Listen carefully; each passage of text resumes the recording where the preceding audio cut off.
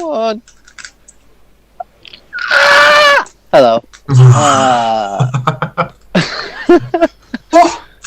Welcome back to D&D. That is not only on a Monday, but also slightly more on time than usual. Look at that. Shocking behaviour. I know, right? So what we're going to do is we're going to spend half an hour just chatting shit, and then we'll start actually on time. No. Welcome back. Let's get straight into it. Last session, you guys, oh god, what did you do? You started off on a beach, and you went up onto a long road with these huge sort of towering statues of Lolth on either side, glowing gems, and you realised that there were spiders and all sorts of shit everywhere.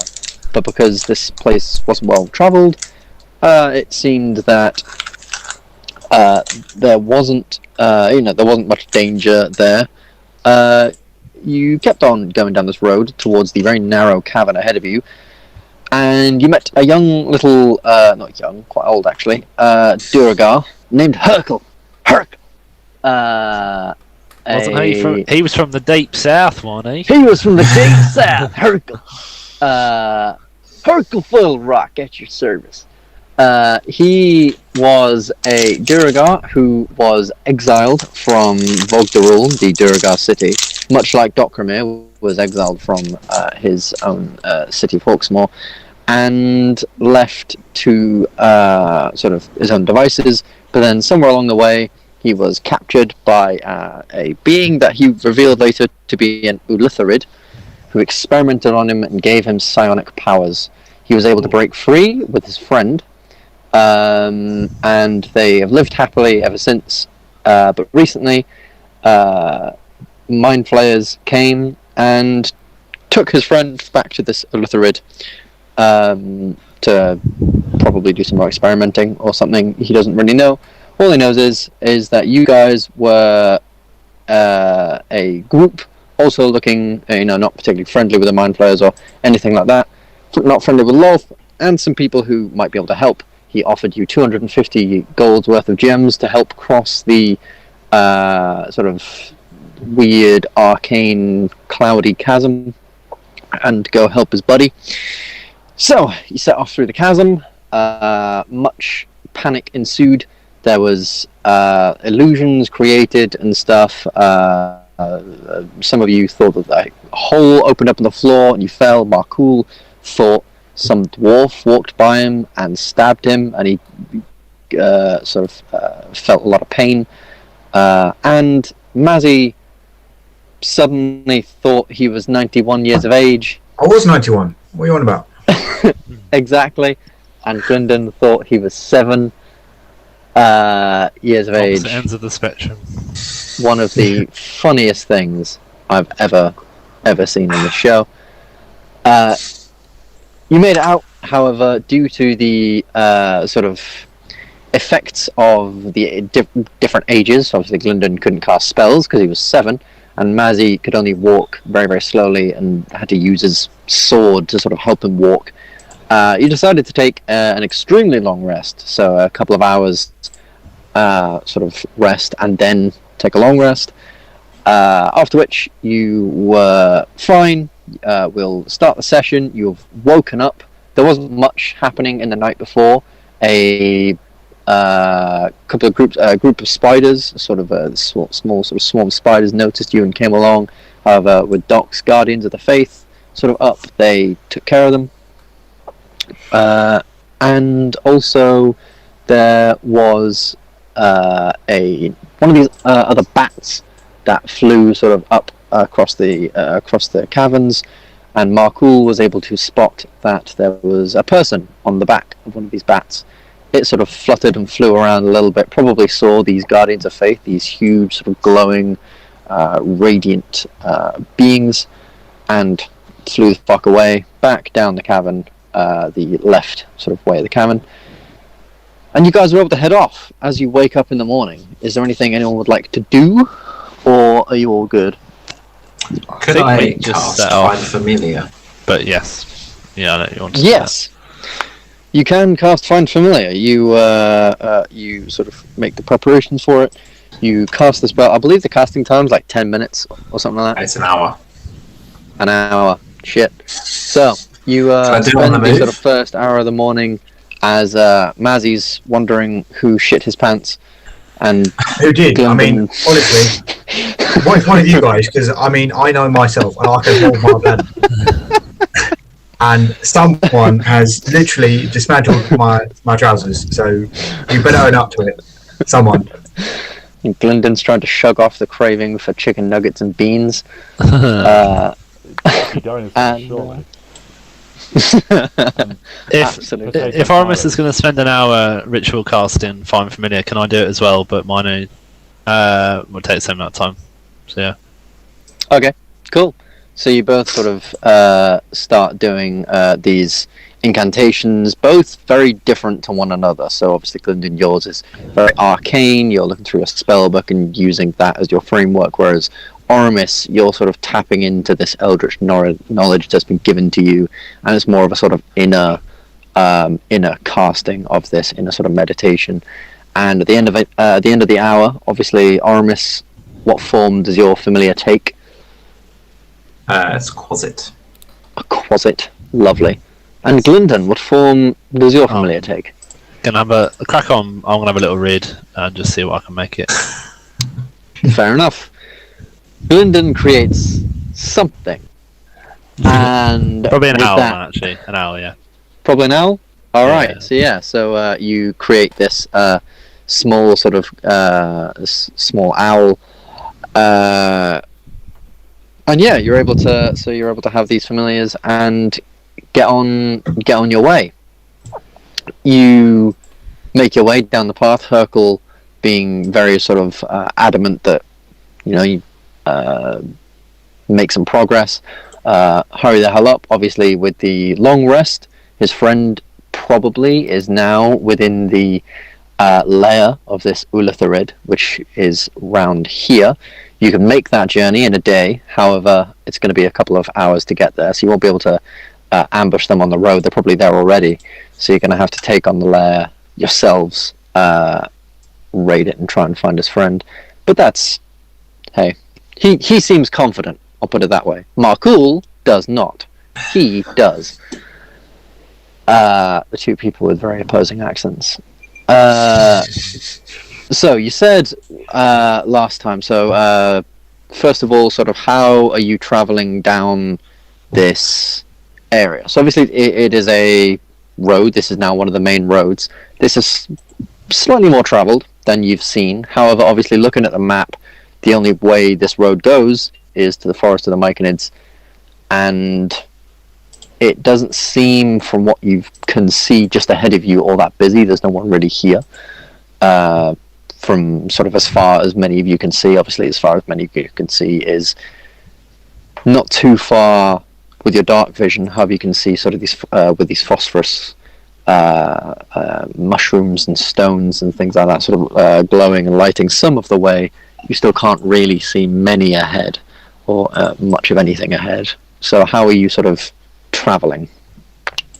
You have already wasted an hour of the day as well, so keep that in mind in terms of how you're moving ahead. At a relatively fast pace, I believe. Trying Yeah. to make up a little bit of time where we can. Okay, cool. So you set off on your way at this sort of relatively fast pace, moving down this road. It's not, like I said, sort of not very extremely well kept, but has been travelled a little bit.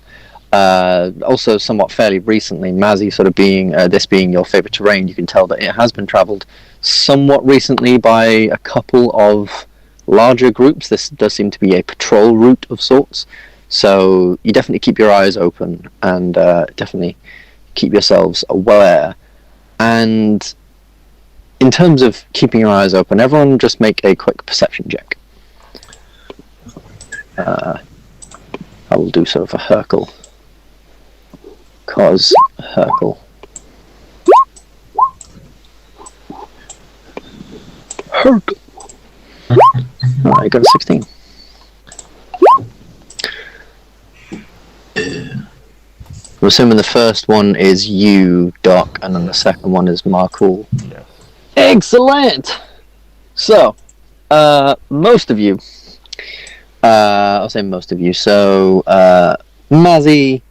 Again, you're sort of a bit concerned over. You're looking at the ground, looking at these tracks, trying to sort of figure out how many people have been down here, maybe how long as well. And you're also keeping your eye to the sort of left and right of the road. Obviously, around this area is obviously sort of wild terrain of the Underdark, so you're not quite sure what's out there. Markul and Oramis, you're all sort of doing the same. Maybe Oramis, you're sort of playing with your quasit a little bit, as it's being quite jumpity, quite ippity. Quasits aren't known for sitting still for very long, it seems, and this one's being particularly sort of jumpy and jittery around you, sort of climbing up to your shoulder, but then climbing down and hanging onto your side, and then down your bags, and then it wants to walk on its own, and then it wants to get back up on your shoulder, being very, very annoying. But Doc and Hercule, the two sort of leading sort of up the group, Doc, you manage to see just sort of as the road is sort of sloping up a little bit, and then it sort of dips back down. You can see the glow of a sort of flickering orange light, almost like a torch or a flame, something in the distance. And with the 20, you can also hear sort of like the clang of metal, sort of in time, like something's marching. Sort of the clang of sort of metal footsteps on the floor and chain sort of rattling against itself, I guess. Do I get the sense that is an approaching source, or that we yes. up to something?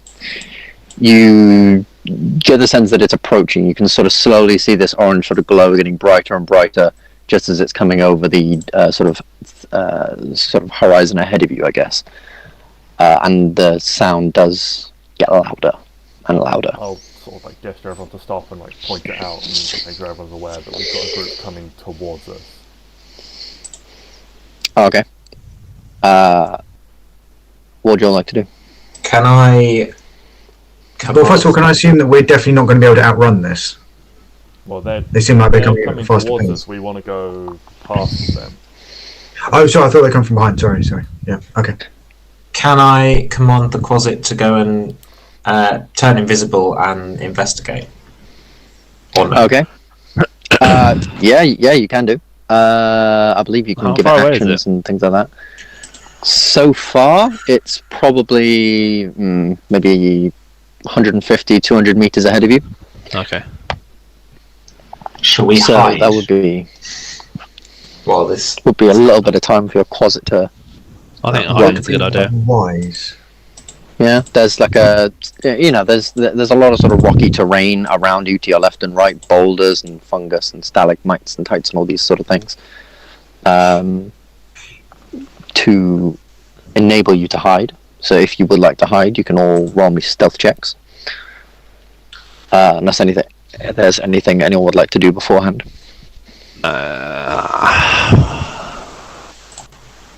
Stealth. 15, 23. Sneaky boy. 13. 13. We're going to be hiding before they get essentially within audio range of us. The Markle make me a disadvantage.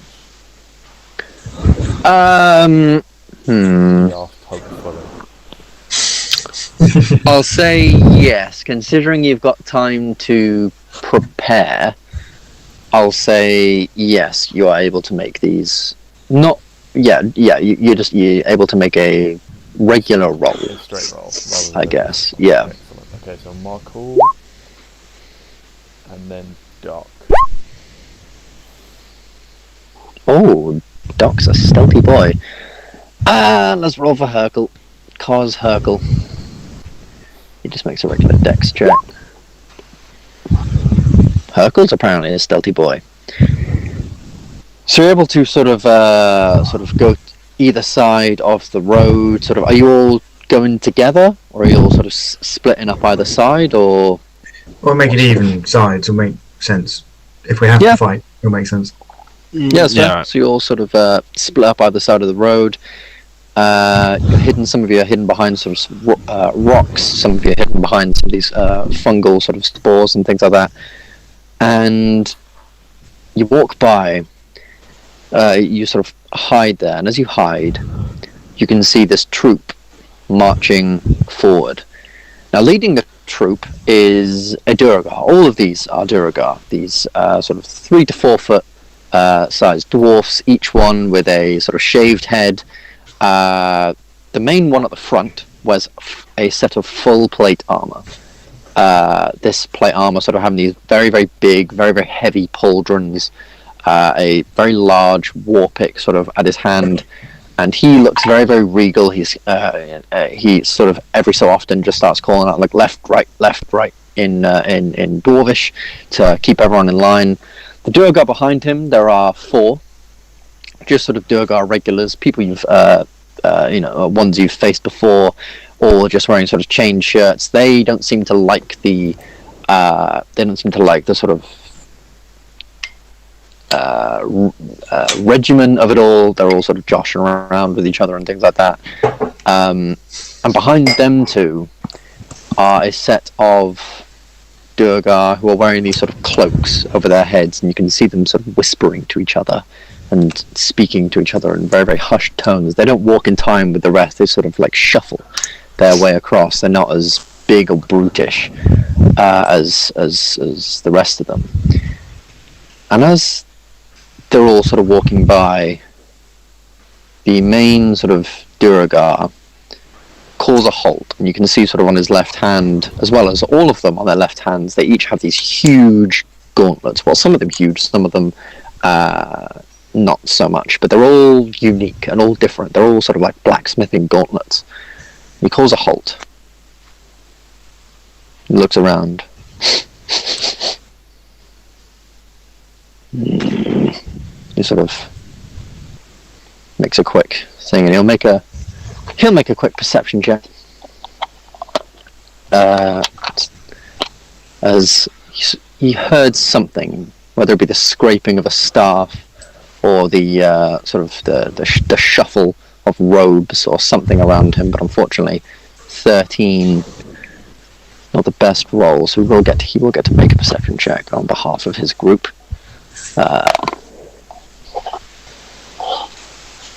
So he's looking around. And Gylndan, what side of the road are you on? Would you be left or right? I don't know. I haven't thought that far ahead, to be honest. Let's go right. Right, yeah. Can I see him? You can, yeah. I'd say you could be able to see him, yeah. Can I minor illusion a little bat just flying out, and it's only 30 feet, but I'll have it going up so that it will go out of his vision quite quickly. So it will disappear, but I'm hoping that he doesn't quite notice, and he just thinks, oh, it's a bat. Okay. Yeah.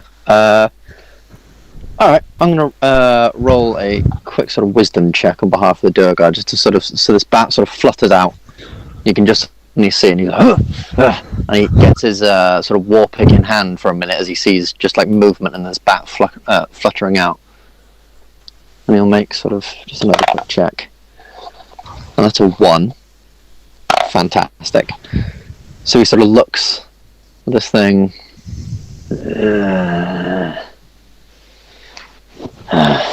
And then in Dwarvish, he sort of shouts back, "Let's make double time. Come on." Distractions. Then they all of them begin to walk off. The final sort of 2 Duergar, the ones in cloaks, sort of that are sort of hunched over and around the back, sort of look around briefly as they thing. You can see they're whispering, but they're not talking to each other. They're very clearly talking to themselves, and it's a little bit eerie and a little bit creepy, and you can sort of feel, and each of you sort of as they're walking past, you can sort of get this sort of sense that there's something really not right about these guys. They look around, and then they realise that they're sort of staying a little bit far off from their group as they proceed to catch up. And you all wait a little while, let them leave, before eventually they pass. You're able to come back out onto the road. And unless there's anything anyone wants to do, continue your way down the caverns. Move up a hex. Nice work with that back. Congratulations. Well, I think we carry on, but my closet, I'm going to say, is now visible again. Excellent. Cute So- little closet. Seeing that there might be people on this path, I'm going to have my owl go up quite high and scout around. It's shout. got 120 feet of dark vision, so Nice. Fair play, should yeah. be good. Yeah. You can you speak to your bat at all? Can you like commune with it? If it's within 100 feet, you can commune telepathically. Okay, yeah. So your bat will sort of keep an eye out up It's ahead. an owl. Yeah, your owl will sort of keep an eye up ahead, sort of flying round it. With this 120 feet dark vision, you pass yet sort of like another half an hour, and you don't really see anything. You hear it say something about a statue, and as you sort of get closer, you do notice a sort of statue. It is a very, very beautiful. It's a statue of a very, very beautiful woman. A drow woman, you can assume probably Lolth with the grandeur of the statue itself, the expert sort of carving all over it and the beauty in her face and everything. Her eyes, much like the previous ones, are these two sort of gems, and she does have a sort of gemmed pendant in a necklace sort of embossed into her chest. And at the very bottom of sort of her feet is a bowl, a sort of small metal bowl built into the foundation of the statue itself, and within you think you can see about 15 to 20 gold pieces and a couple of random coppers in there. Get on that Oramis. Yeah, you taking them? Can I nab it? Yeah.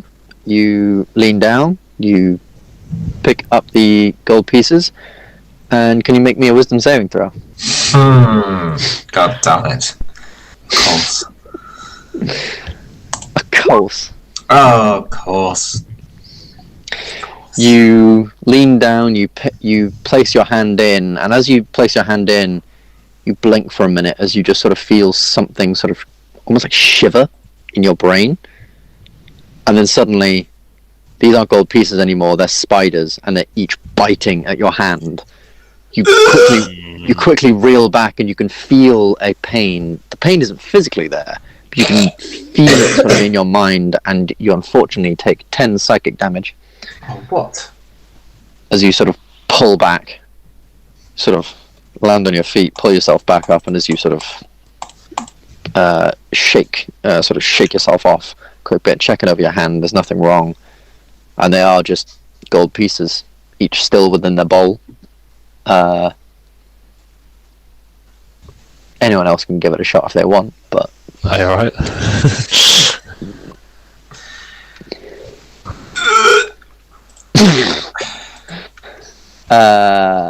So did the coins actually transform into spiders? Or were the they didn't spiders there actually on top of the transform. coin? No, they never transformed at all. It was sort of like Aramis sort of seeing some kind of illusion. Okay. How much was it?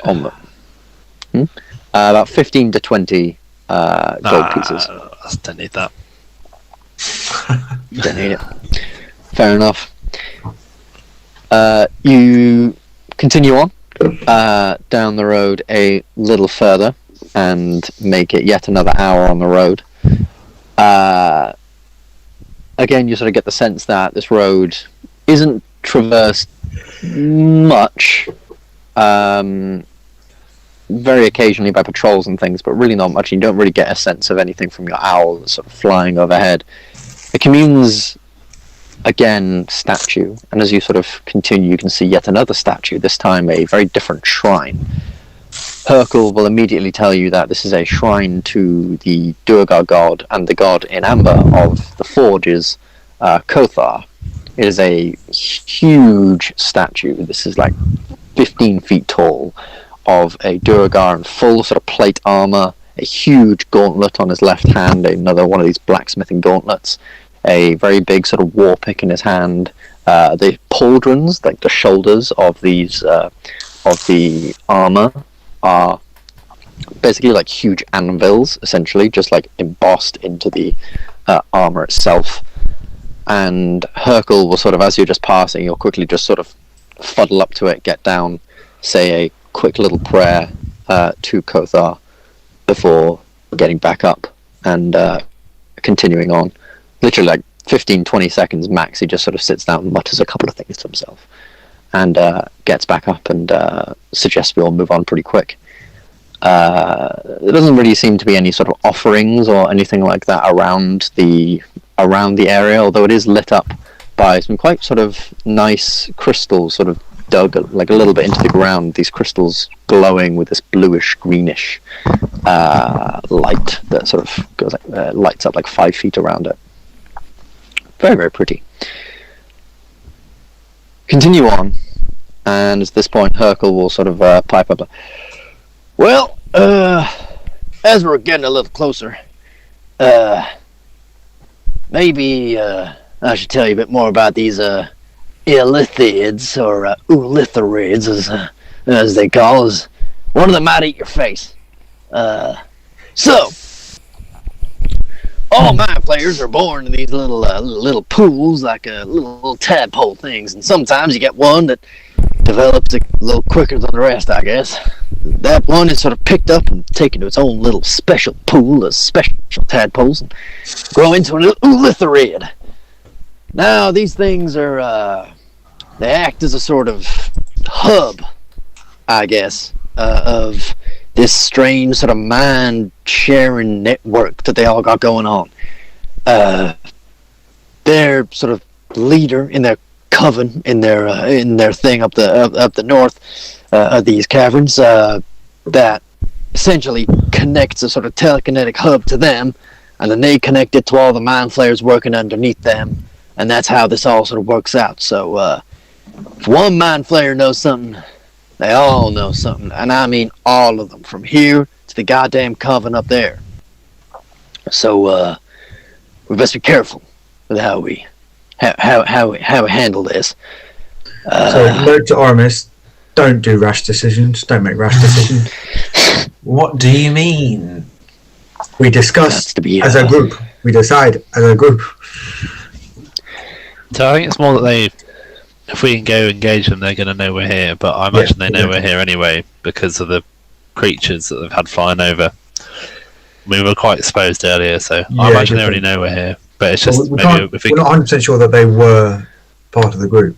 Yeah, but I think maybe it's a point of if we can avoid. Not, I mean, we would anyway. Just like maybe engaging any other mind flayers on the way, because then they can sort of track our progress. That makes sense.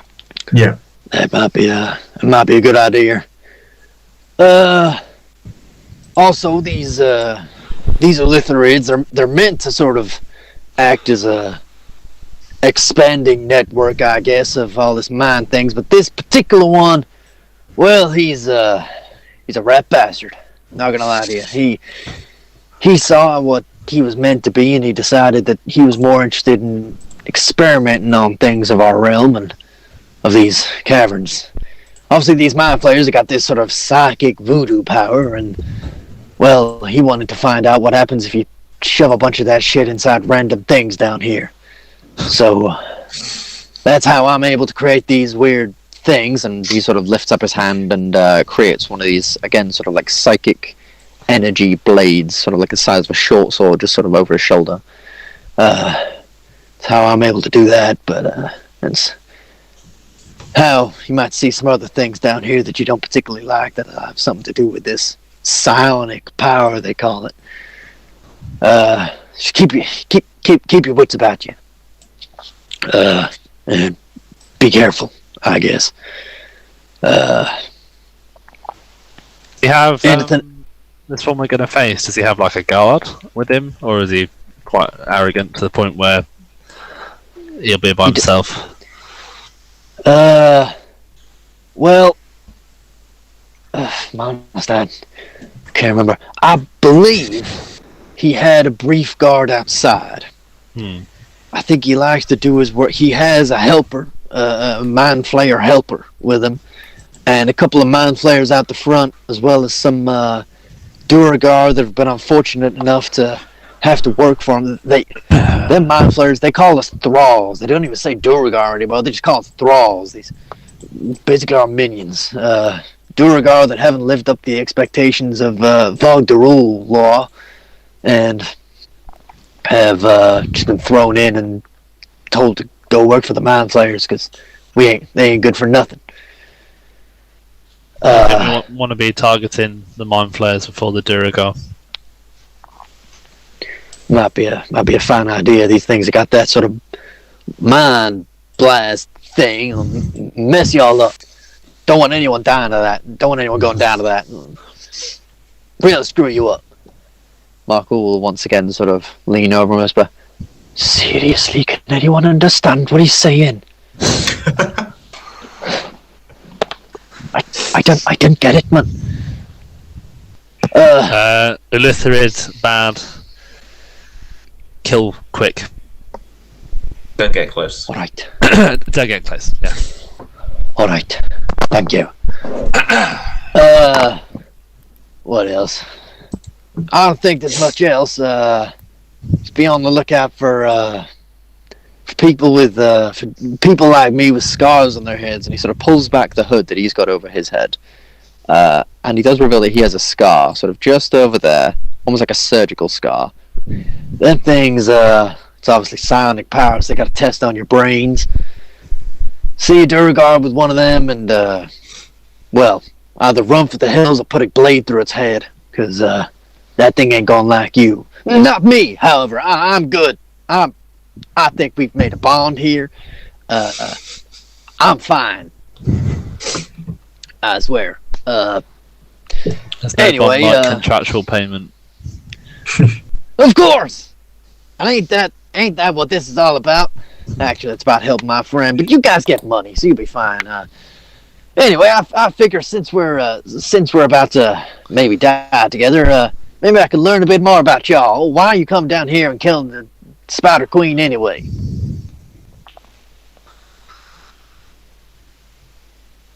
I'll tell you what, Hercule. If we're still alive at the end of this, we'll. Mysterious man, I see. Well, fair enough. Each man to his own. As long as you boys know shit's gonna be different down here when she's dead. If you can kill her, that is. I heard she's pretty strong. Anyway, back to the matter at hand.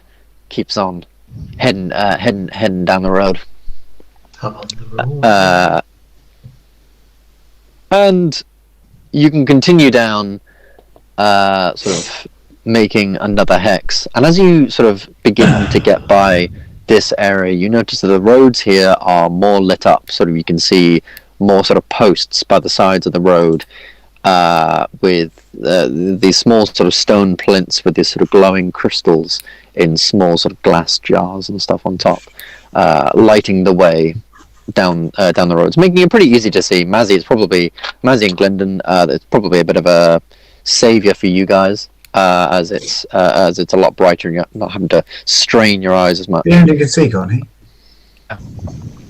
Yeah, Sam, what thing are you having for today? Your arcane Dark vision. Fantastic. Cool, so you keep heading down, you keep going.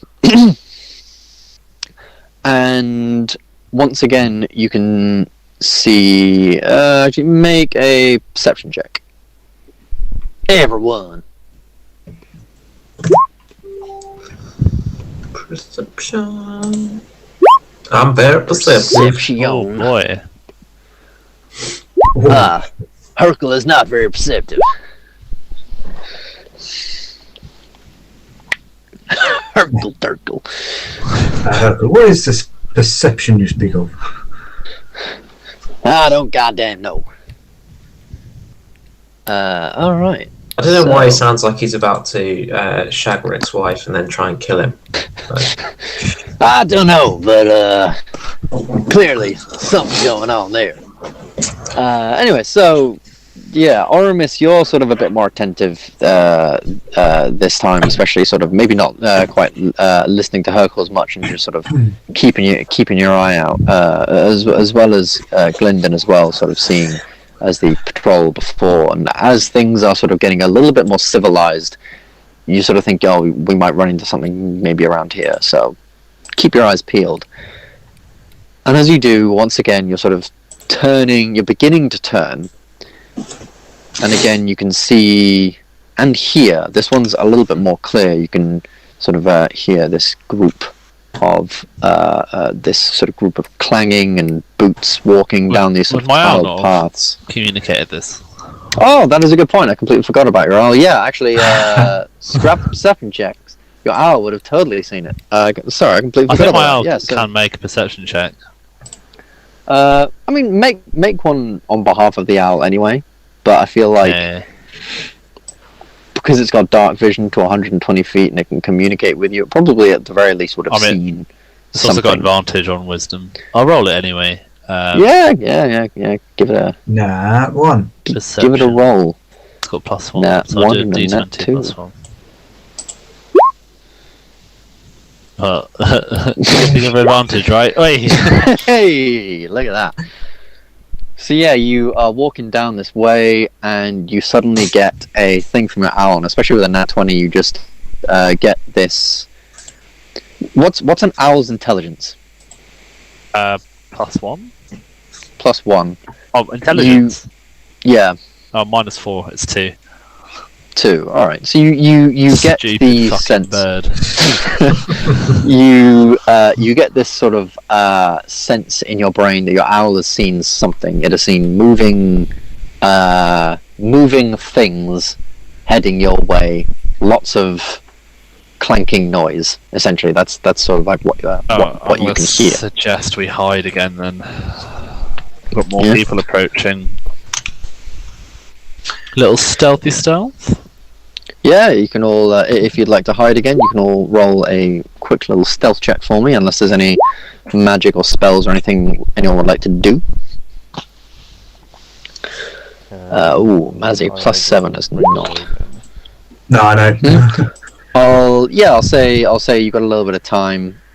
You can make those somewhat regularly again, yeah? Doc? Oh, Doc being... Funnily, the stealthy one once more.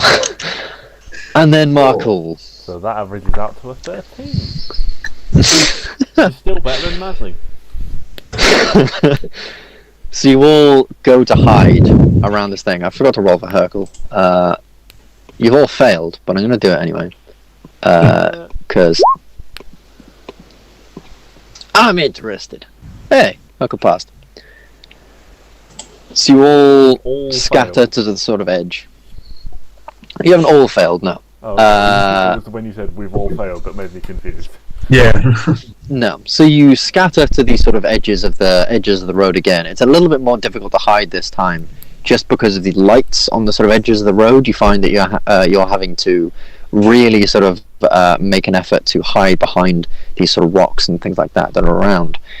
But you do manage to sort of tuck yourselves away, except for Markul, who's proving to be a little bit of a problem as the light. He doesn't really recognize it from where he is, but those of you on the other side of the road begin to realize that the light is very, very clearly reflecting off of his scaled armor from where he sort of sat, and as much as he tries to sort of cover it up, it's not really working. As well as sort of Mazzy then sort of trying to help Markul with all this, is making a little bit of a noise. And this group walks by again, and as this group walks by, you can see sort of leading the group is a Duragar, again sort of in plate armor, and behind him are two sort of regular Duragar sort of soldiers. Behind them are two more of these sort of ones in cloaks and leather armor and whispering to themselves every now and again. But behind them is another figure. This figure is tall, very gaunt, has a hood, sort of heavy, sort of over its head. It's about 6 feet tall, and it moves as though it's sort of gliding over the ground. You can't quite, you can't really see any movement in this long, sort of black cloak.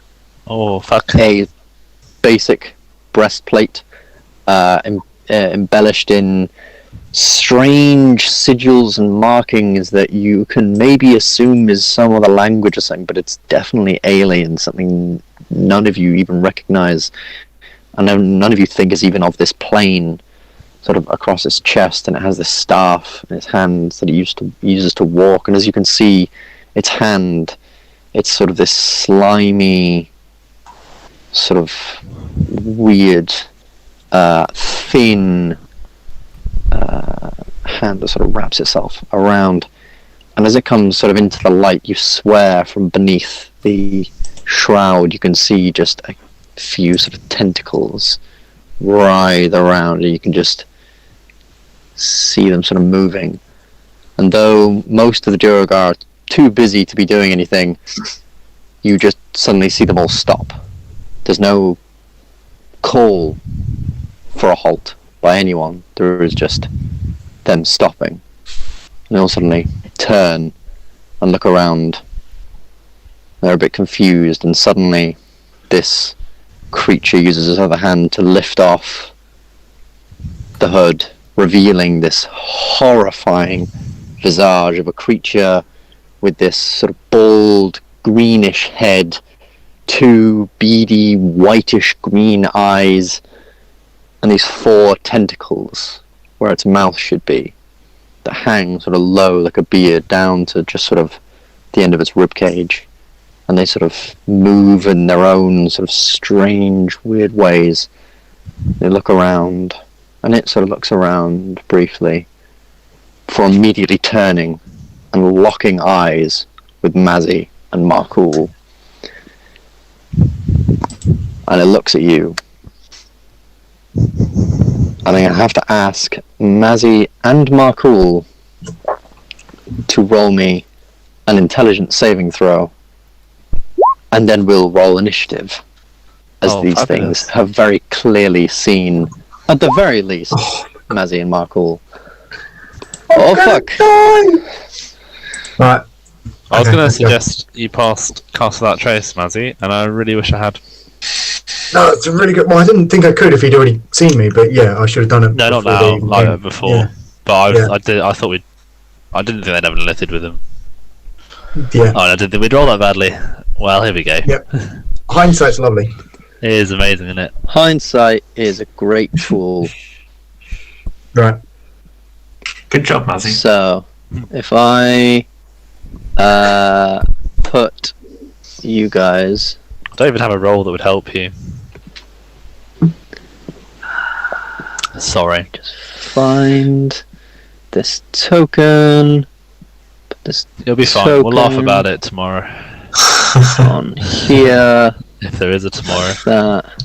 Oh, shoot. And then I'll put you guys all on this map, where you can place yourselves sort of around these rocks down here, or up on this ledge, wherever you think you would have hidden, probably. The ledge isn't actually that tall. It's maybe about 5 feet sort of up. Wait, are we on the ledge or behind the rocks? Wherever you think you would have hidden. As long as Mazzy and Markul, you're together, that's fine. I mean, our stealth check worked out to an average of 15, so we didn't do that badly. You didn't do that badly, no. So, However, some of you did roll particularly bad. And bear in mind, as far as you're aware, these things have only seen Mazzy and Markul. They're the only ones that Give it 'em up. specifically is looked at. Give him up. Yeah, bit him off. where are we hiding? Wherever you would hide yourself, my friend. So, yeah, but like in Wherever these, you in think... these 2 sections, like off to the side here, is like... Yeah, what are yeah, these, yeah, like, pretty Are much. these ledges up here? They're about 5 feet up. So Okay. yeah, they are about ledges that sort of go up about 5 feet. Let me just think. Marcool. You Actually, say that's better. the conclusion of those 2 intelligence saves. I mean, I'm assuming Matt's failed, but did Mark fail? Let me have a look and see what he rolled. Oh, so Matt, unfortunately, yes, you failed. What? How on earth Marcool. did that one fail? However, Marcool has just passed. Oh, interesting. Just passed. So unfortunately, Matt, you will take a little bit of damage, as per. Oh, This is a not little right, I bit. don't take 30 damage. plus. That is 22 points of psychic damage, 22. and you are also stunned. You have no actions or reactions. Actually, I need to look up D&D. Oh, Stunned. Did There are Mark a not lot take of- anything just because he passed? He does not. That is a suck or save from the illithid. I don't believe he does anyway. Take. Yeah. Okay. So stunned. Stunned creature is incapacitative, can't move, and can speak only falteringly. The creature automatically fails strength and dex saving throws, and attack rolls against you have advantage. Good shaken fucking luck.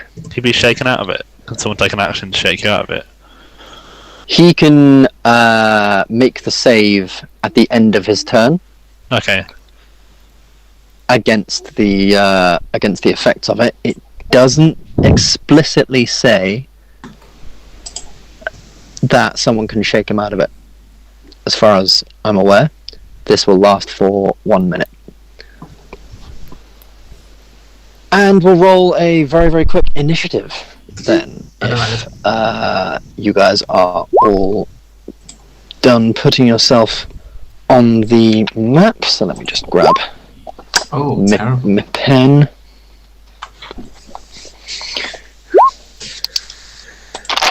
So, 8.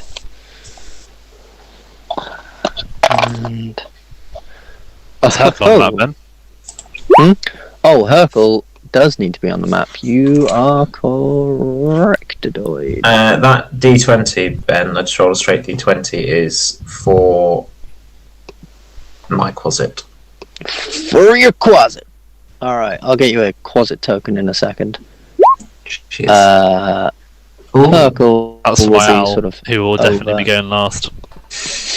I believe it says that they can't take actions in combat. They can't take Uh, attacks. They can't take attacks. Oh, but they oh, can right, move. yeah, you can't take attacks, but they can move. And you can use your action to make them take an action. You can cast spells through them if I remember correctly. Yeah, you can. And Ah. they can also take the help action. I don't know about that. Not saying it's wrong.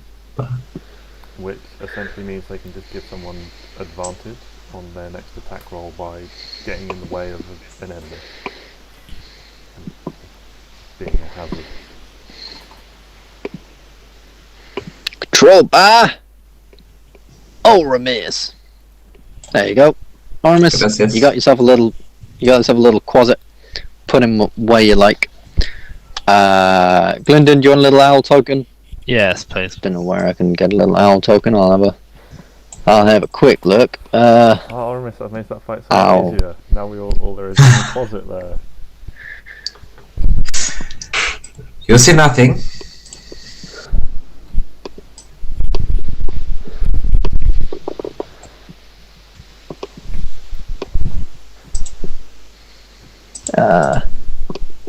Why will this not drag?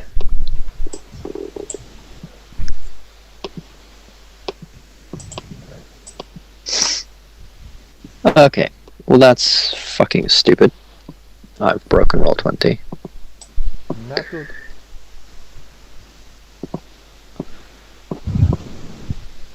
Oh, familiars and summons. That would be handy.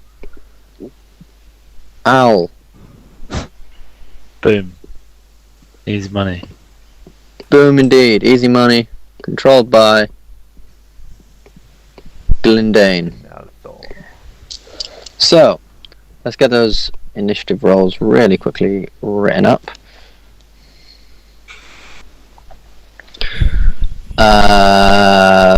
Then cool. Then Quasit. Then Mazzy.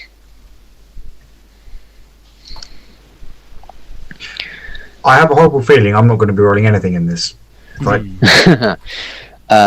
Then What have you got to roll to get out of it? An intelligence save. yep. So you got to roll 15. Michael only just made it, didn't he? So you got to roll 15 or higher. That's not very good for you, Matt. Yeah. Wait, no.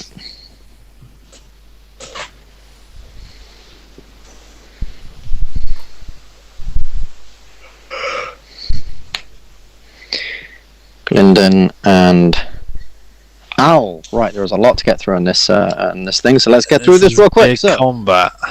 yes, so Duragar are all essentially going to use their actions to go big, Oh shit, they're Oh, big, yeah.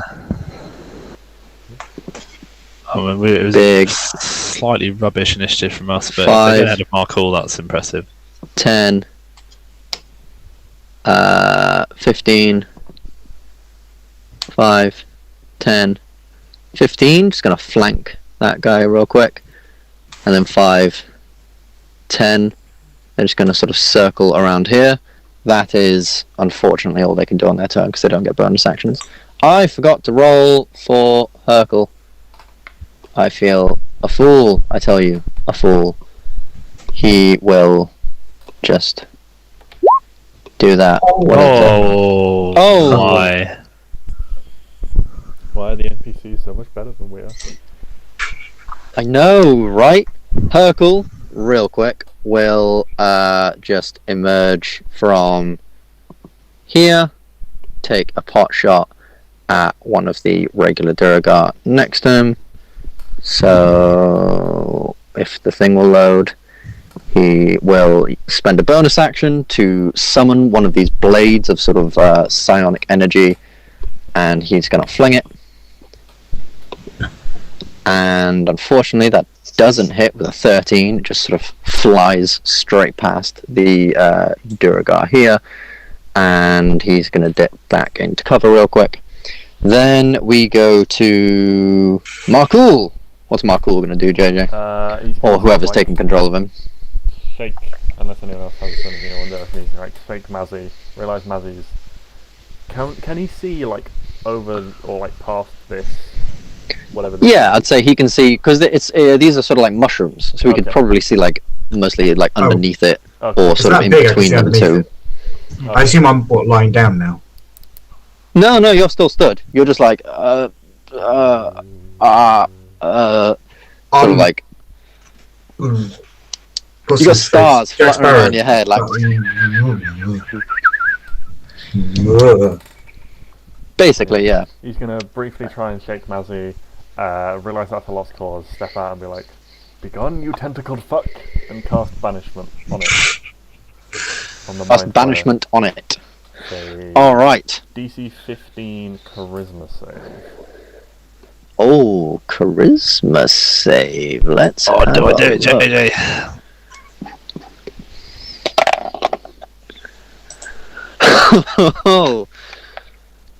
Good thing he gets advantage. Not such a good thing he gets advantage. That's a 5 and a 6. Oh wow! I was going to use a roll there, but I'm happy I didn't.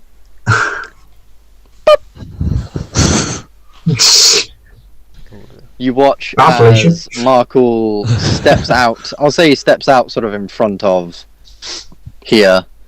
Begone, you fuck. Cast it on it, and you can see this thing. Begone, you tentacled fuck.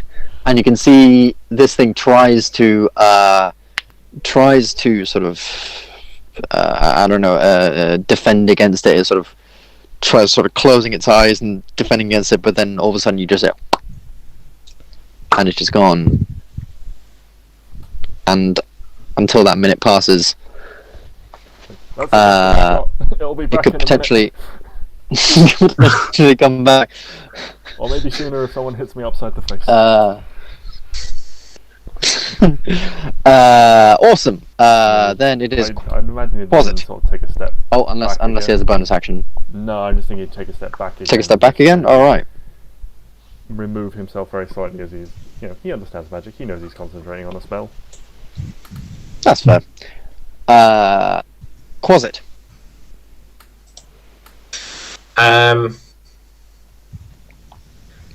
Quasit is going to bounce over here and use the scare action on this big boy here. On which big boy where? The front one. The front one? Alright, what's the DC? Oh, I believe it's your DC, isn't it? I don't know. I think it's a DC 10 says, Wisdom save, but I don't know if that's different when it's a familiar to when it's. I think when it's your familiar, for your thing, the DC equals. I don't know if it's different because it's still the creature doing it. Ancestry, Thieves, Cunning Action, Hunt Shot First, blah blah blah blah blah. Invocation, Hexblade, Sneak Attack, Bonus Scene Cells. You haven't put the frickin' thing of. Oh god. D&D, Warlock. So I think JJ's right because it's the creature. I think it'll be the creature stats, not Luke's. see, that's what I thought too. Anything, is it? However, I know because it's a pact thing. Oh, okay. That's It's a Pact of the Chain. Pact of the Chain. Oh no, I believe. You learn the Find Familiar spell and can cast it as a ritual. Yeah, no, it's a no. That's a. I'm thinking there's an Eldritch Invocation you can use. You can get to make the DC your thing. That doesn't come as standard. That is my bad. It needs to make a DC 10. Is it whiz save? Yes.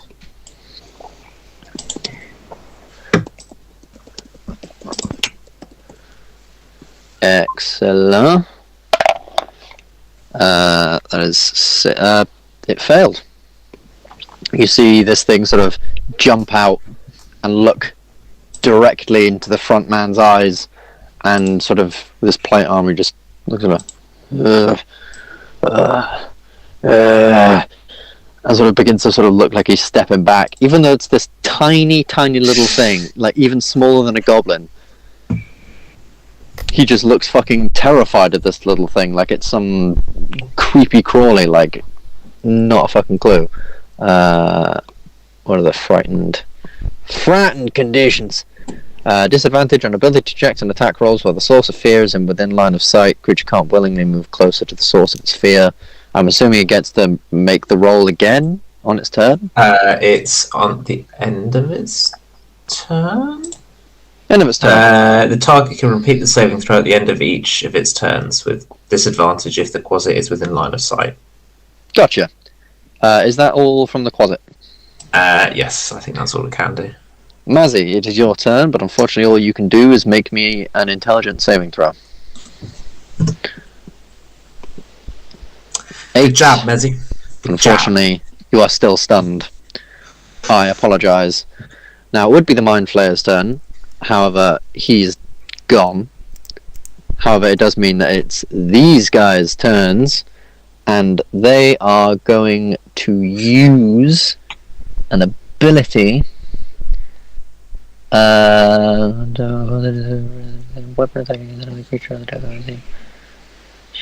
Okay, so it's going to get. Who can it see from here? Oramis and Doc, I'm assuming. I mean, I'm hidden. Actually, yeah, both of you guys are technically hidden. So the only people it can see were Markul, and thing. So unfortunately, can Markul make 2 intelligence saving throws? Sorry, Markle. What? This is not going to go well. Actually, no, only 1, because he only has 1 reaction. So yeah, only 1. He's a 7. Luke, I was speaking to Lucy. Luke, did your closet manage anything, or? Yes, it's frightened this one, and I don't know Frightened the why- front man. Ah, I don't know why he's still there. Shouldn't he be running away? on his turn. On his turn. Now, can Markul make an attack roll against Mazzy? Oh, He has advantage because Mazzy is stunned. Sorry, boss.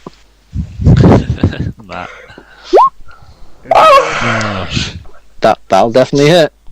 Roll the damage. That's max Max damage. damage. that is max damage. As you Does that suddenly snap see him out of Markul his- sort of. thing though. That does not. I'm afraid. Doesn't matter whether you take damage or not. Stunned You is a still horrible are stunned. condition. Stunned is a real shit.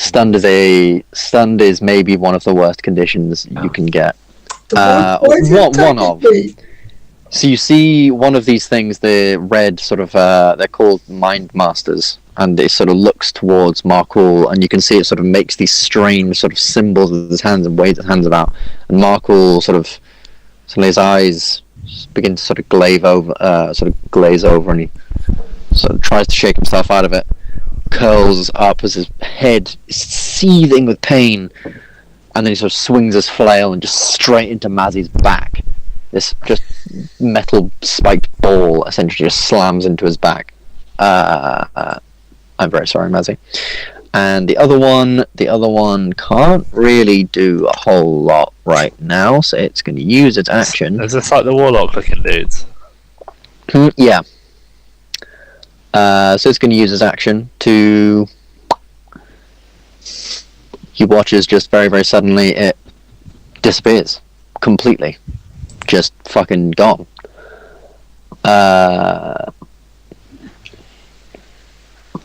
Cool. And that's them two.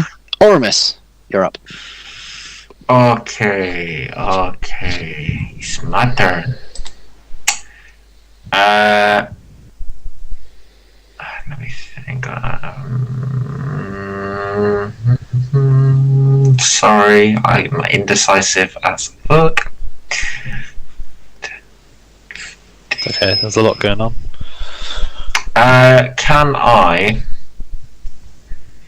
just Eldritch Blast this guy here in the face? Yeah, go for it. Roll for Eldritch Blast. Sure. Uno. First one hits. That is 8 that's force not- damage plus That's 4. not got. Yeah, sorry. Yeah, I remember. 12. That's nice. 12. I didn't mean to do which is not great. Just gonna add insult to injury. Do you want to roll that one again? No. Unfortunately, the second one misses. The second one sort of flutters off into the caverns. Gone by. Doc, unless there's any bonus actions, actually, Aramis. No. Gotcha, Doc. Okay, I'm gonna go 20, 25, 35 across the road. 30, and it gets me close enough that if I cast Aura of Vitality, it will cover Mazzy and Michael. Excellent. So, Mazzy, you will have advantage on the next save you make against stunned. And everyone within 30 feet of Doc now has advantage on saves against being stunned. Paralyzed, poisoned, and something else, I believe. Anything else, Doc? Oh wait, hang on, I've cast the wrong aura. Sorry, it's not Aura of Vitality, it is Aura of Purity. Or of Purity? Yeah, advantage on saving throws against being blinded, calmed, deafened, paralyzed, poisoned, or stunned. Cool. No, that's everything on my turn. Gylndan! I'm just gonna 5, 10, Let's get this shit done, yo.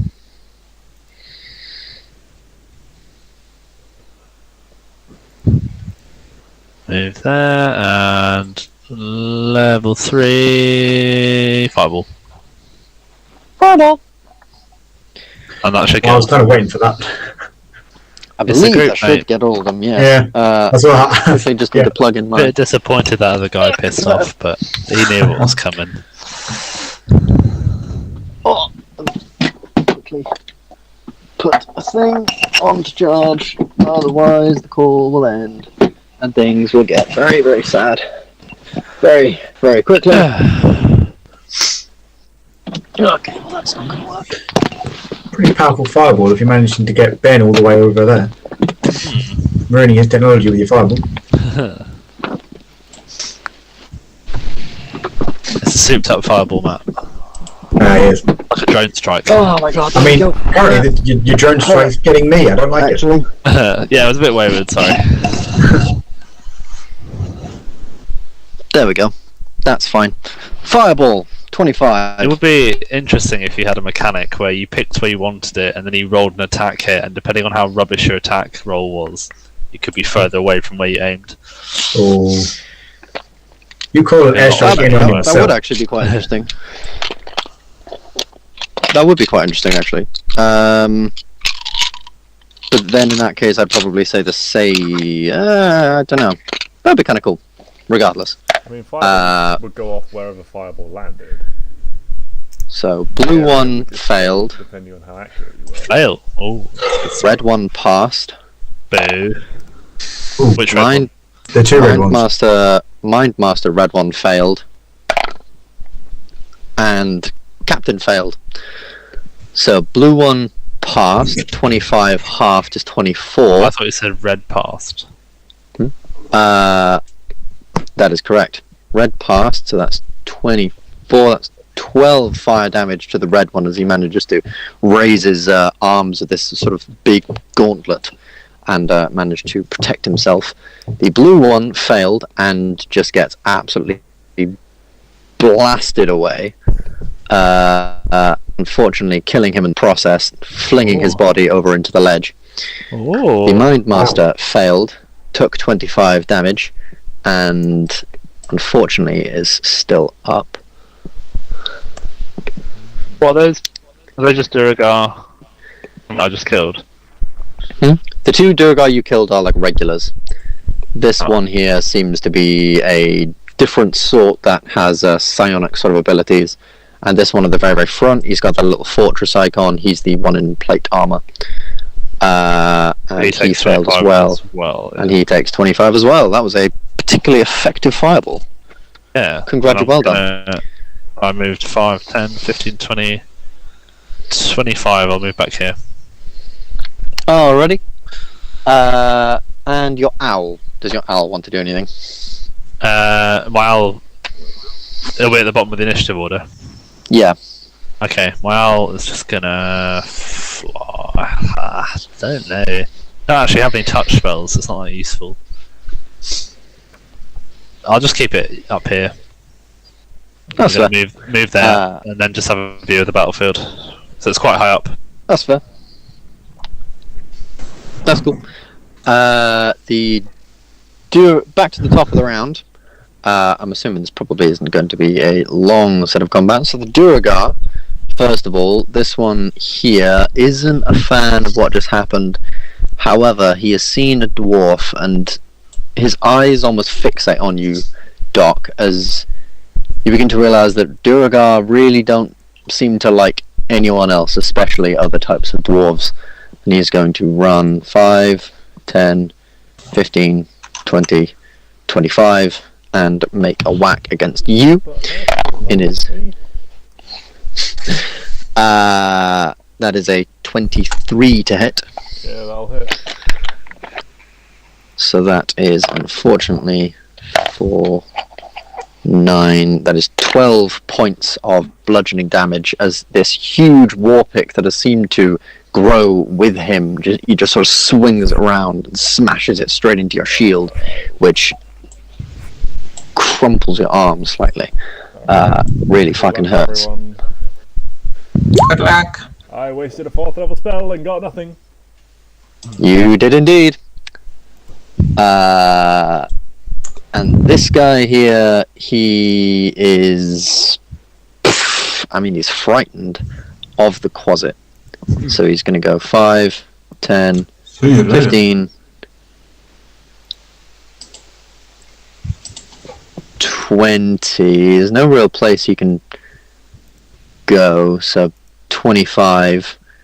He's going to loop just around there and make an attack roll against Hercule. With disadvantage, unfortunately. Yeah, he'd rolled a nat 1 on his first one. That's unfortunate. His javelin, sort of, his one eye is always just sort of on the Quasit, and as he throws it, it just sort of slams right into the thing, like right next to him. This huge javelin seems to grow with him. And I believe that is all they can do, so we go to Hercule, who is going to counter this with another bonus action, create Soul Blade. Other action, attack. He missed. Hercule's doing shit. Good fucking job, Hercule. Next up, it's a shame because he's our friend, but if he's an advertisement of what they're doing in this facility, then I feel quite comfortable about it. Markul. Markul is up. I mean, he's kind of a fighter, so he would probably attack. If he goes there, he gets advantage, right? He does indeed. Alright, let's... 24 hits. Roll me some damage. 8 damage. He sort of managed to run up behind, and just as it sort of made this attack against you, he managed to swing his flail straight into the back of this thing's knee, and it just crumples and cracks under the weight of his flail, and he falls to the ground. Anything else on his turn? He will use one use of his warp priest to make an attack with a bonus action. Lovely. Roll it again. Hits.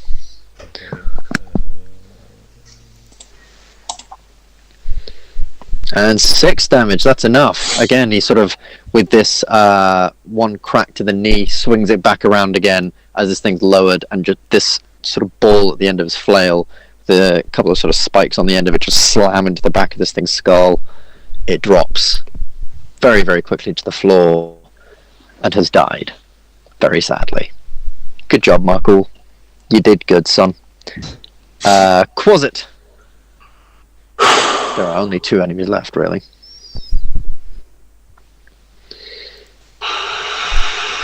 Yes, the Quasit. He is going to be very cheeky. And he's going to go invisible. Being invisible. 5, 10, 15, 20, 25. I think he can move that far. Yeah. What's his move? Yeah, Oh, 25. he's got 40 feet. So Wait, what? 40 feet of movement for a Quasit? yeah. Alright. It's also got a 13 AC, which is hilariously as good as Gylndan. So so I'm going to move it here and just leave it there silently invisible. Sounds good. Mazzy, can you make me another intelligence saving throw? Oh, I've got it this time. Let's pray, lads. Oh. You'd have done that with the advantage as well. Oh no, you're not gone. Oh no. No, you don't. There's something fucking... I'm very sorry, Matt. This cannot be enjoyable. I clearly do I know what's happening, by the way? Can I know what's happening around me? I just can't remember. You're aware of the stuff that's sort of happening around you. Okay. It's all a little bit of a daze, almost like you've had a sort of brief concussion. Yeah. So, like, obviously, like you're aware that Markul was next to you and then ran off. You heard a massive fireball explosion go off, but at the minute you're just sort of like, as your mind is just like literally frazzled.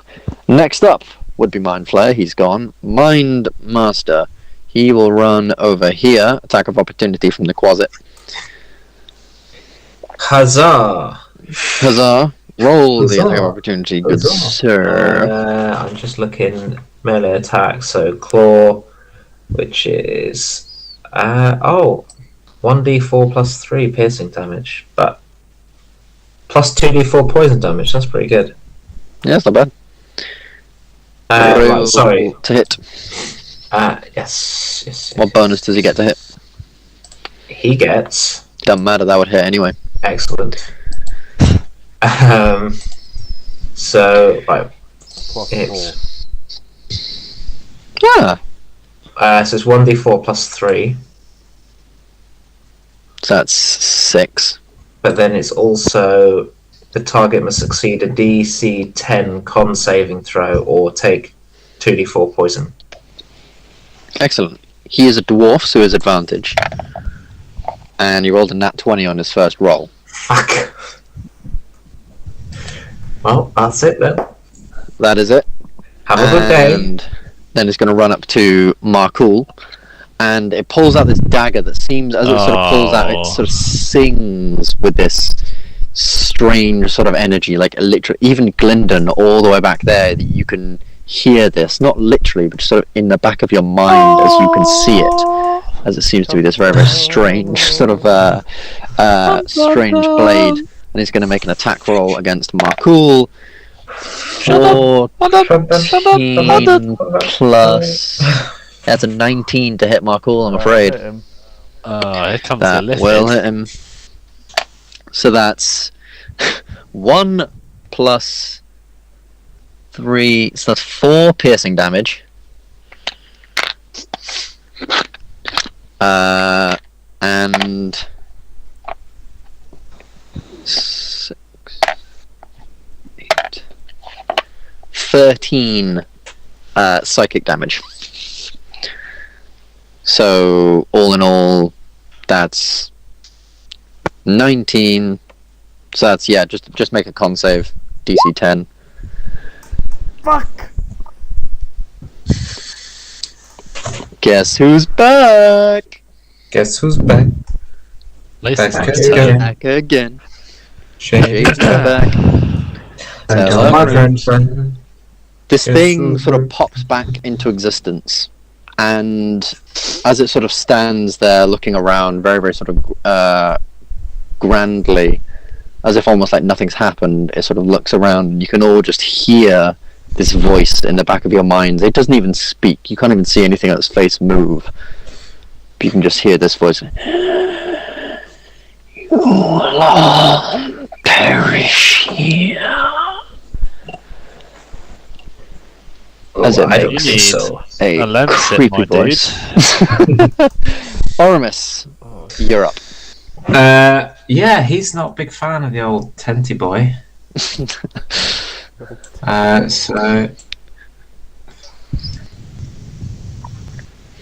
the invisible dude went.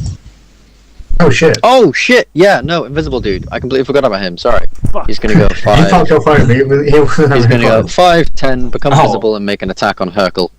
excellent. 9 plus. What happened? Did he go invisible or did he transfer plane? He went invisible. So he would take fireball damage as well.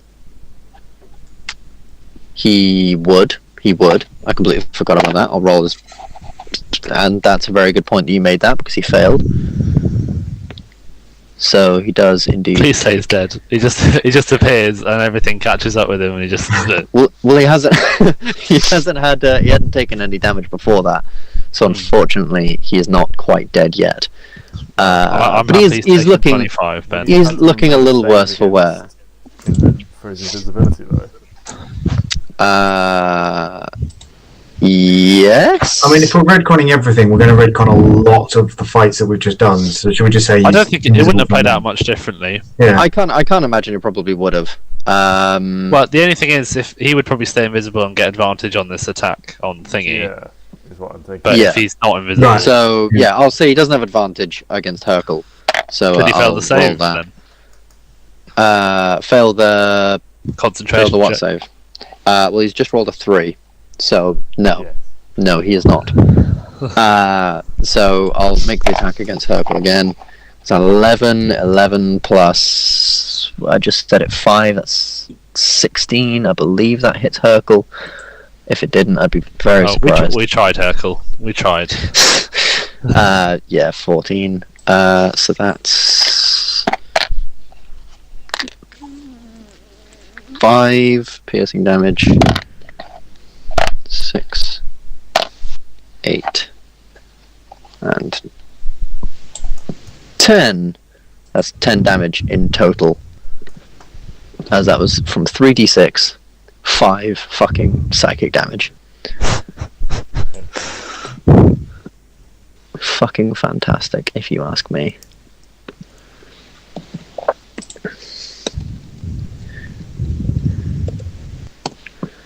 Bam. Hercule's hurt. Now it's Oramis. Apologies. No problem. I've rolled an Eldritch Blast, but if that doesn't hit, can I roll it again? Because I rolled it early. Who's it against? It's at the Tenty Boy. At the Tenty Boy, that misses. That's a real shame. How about that one? Oh, That one also misses. As these 2 bolts of energy sort of fly off and flutter off. Oh, that's really unfortunate because you've also rolled max damage on both of them. No. That's 28 damage you've been denied. That's shit. I'm fuming. And this thing does sort of just look in your direction, and you can just see as it's sort of staring at you, its sort of tentacles just sort of shudder a little bit as it seems to have found a somewhat new target. Doc, you're up, my guy.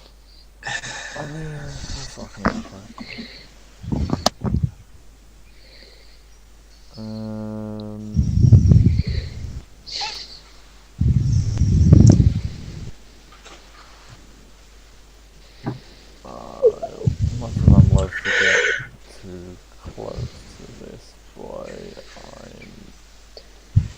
I'm gonna stay where I am, and I'm gonna fire my crossbow at the. I don't want to get close. I'm gonna fire my crossbow at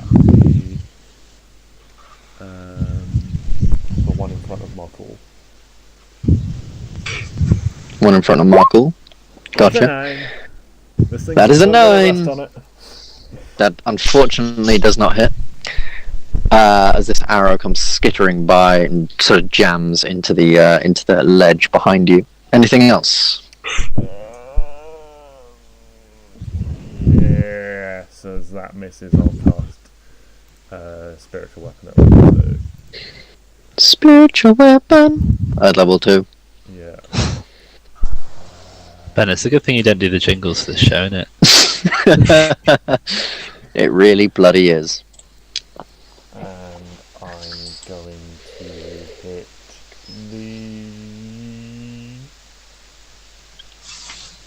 the Durgar is looking pretty weak, right?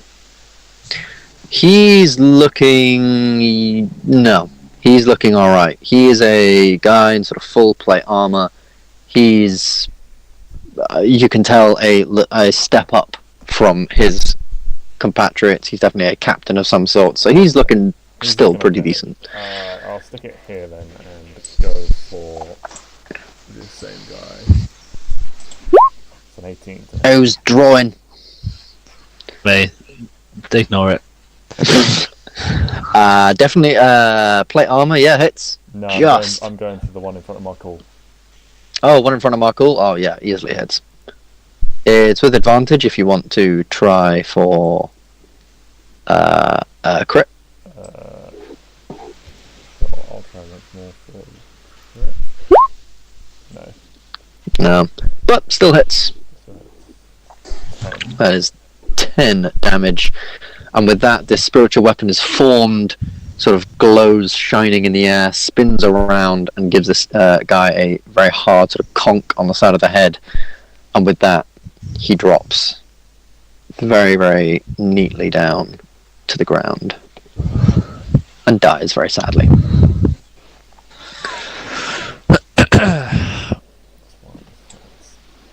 that's everything for me. Everything for you, Gylndan. You've seen a mind flayer reappear. yeah. One of these I know, mind it's- master dudes has disappeared. Shit's happening. Shit's gone down. Right down my trouser leg, Ben, because the Solid's reappeared. Yes. I'm going to change my plan slightly. I don't know if you can tell from the giant circle. I was going to fireball all 4 of those people, but now one of them's down. Sorry, boss. That's okay. No, that's alright. That's good. Making progress. Yeah, I thought the other guy was a bit weaker, so I can try and take him out, but then he wasn't, so I went for the squishy one. Oh, it's 5, 10, 15. I'm going to come here.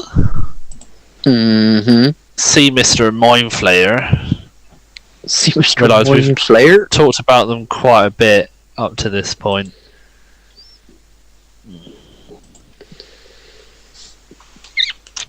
It's a tricky one. Hang on, sorry, let me just have a quick raid. Raid!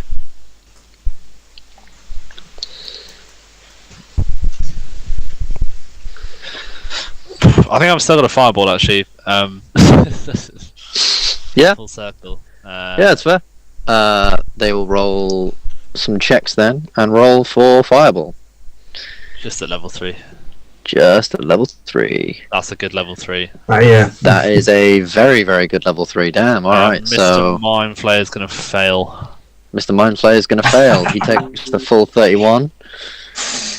As you've sort of foreseen the actions of the Mind Flayer, you've foreseen where he would have moved to try and pass, and therefore adjusted the thing. The Duragar will get to roll. He failed really quite badly. Must be dead on a 31. He unfortunately isn't. He's a tough cookie. What about the blue boy? But the blue boy, he failed, and it didn't. He's so gone. He's gone like Saigon, as it's often said. Yes, and you see this guy sort of with this fireball just sort of bump, body flies off the map, just flung everywhere. And that, I believe, I think I've was a done. very good fireball. I think I've done 200 total damage. Yeah, Good job. Good Casual job. flex. not terrible. Casual flex. I think it was just.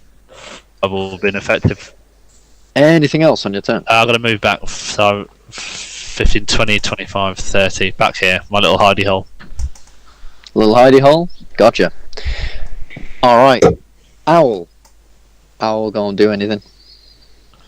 He's moved No, up there, I Owl's see. there. It is just sort of Fair. my excuse for how I can keep seeing stuff. Fair enough. Durgar. He would like to Is he protect still the frightened? Mind Flayer. He is still frightened, yeah. So he just reminds you of that. So Your he quad's would. now visible because it's attacked. Yeah. Okay. So So he couldn't see it. It ran up to him and then appeared, and because he's frightened of it, he can't shit his pants. Yeah, literally, he is shitting himself right now. And the thing is, his whole thing. Advantage while the closet is visible as well. Yeah, Yes. Cool. and for this whole thing, he's really wanted to protect the Mind Flayer, but then the Mind Flayer left, so he's like, oh, fuck it. Oh, now I'm scared. Mind Flayer's back. I don't want to be scared in front of the Mind Flayer, but also, fuck, this thing's scary.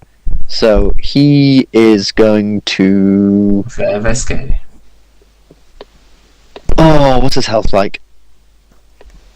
Oh, I'm going to roll a little thing for him. This guy goes invisible.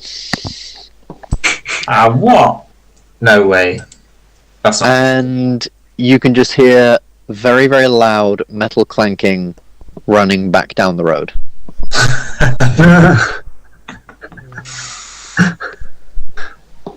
As he's not on very high HP anymore, and shit's going wrong, and he's scared of this tiny little closet compared to him. It's the equivalent of me and seeing like a little spider on the front of the row. Yeah, Sam, for your next round, do you want to play a bit of Battleships and just try and aim somewhere down there with the next one? Yes, please. That sounds like fun. Hercule has seen Mr. Mind Flayer come back, and he's going to move within range. That's 5, 10, 20, 25, 30.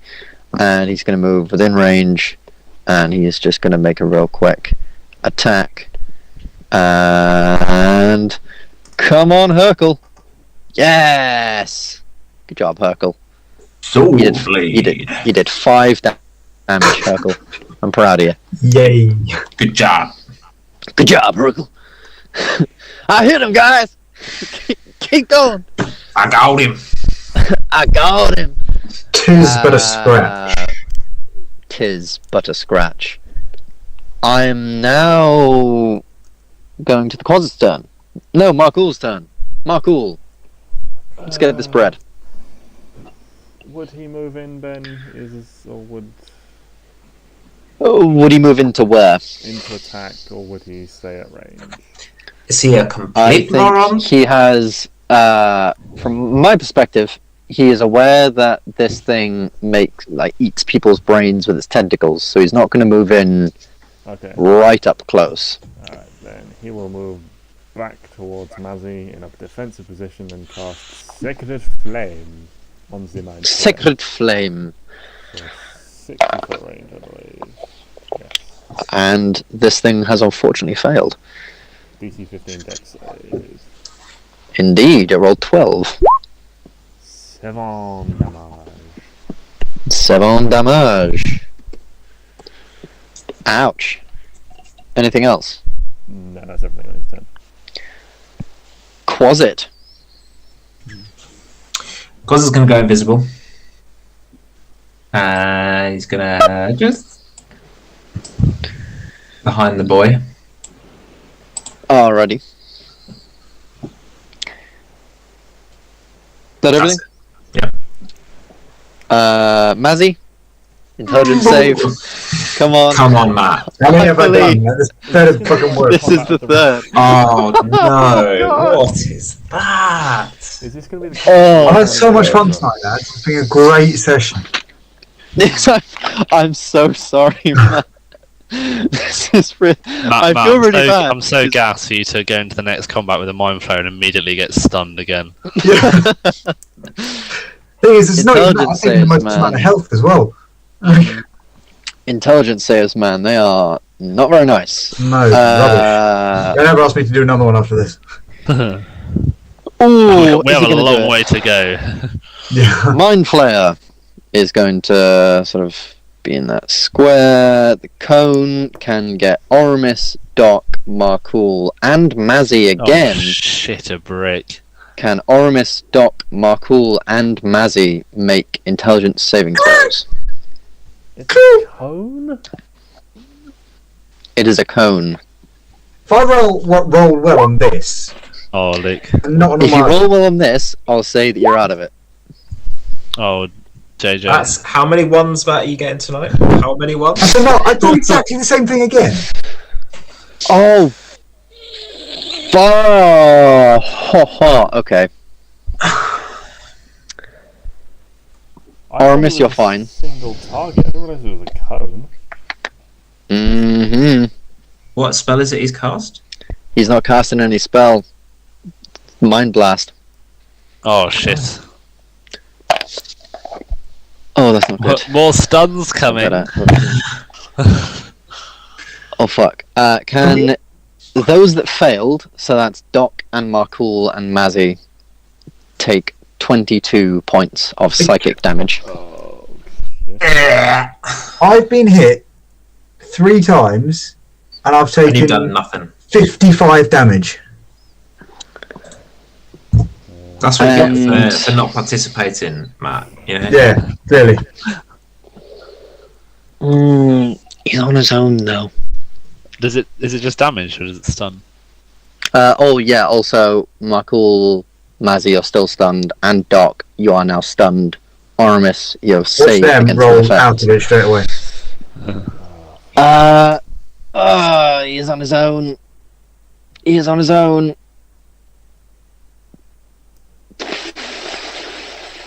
So he'll attempt it.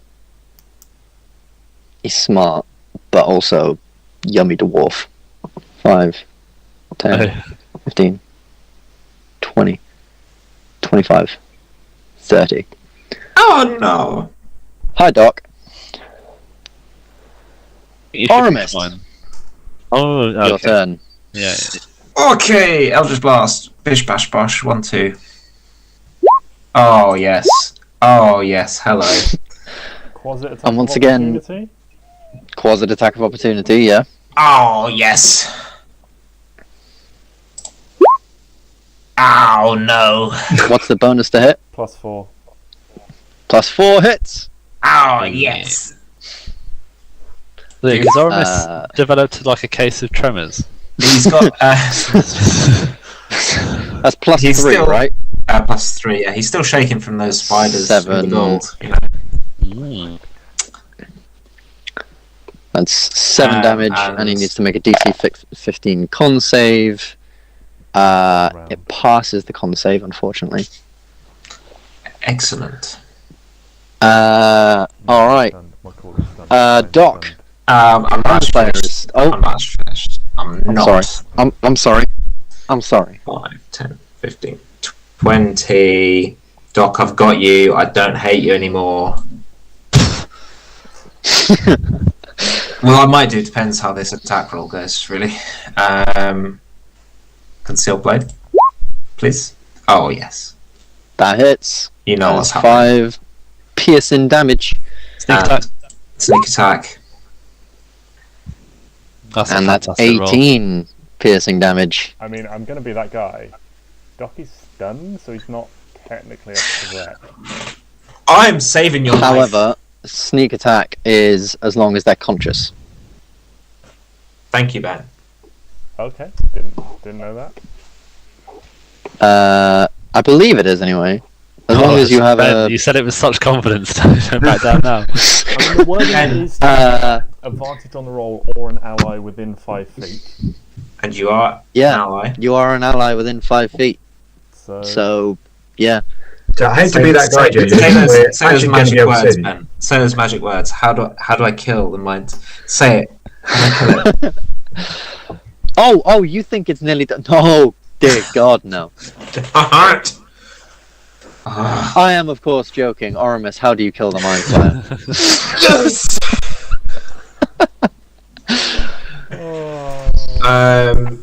That was close.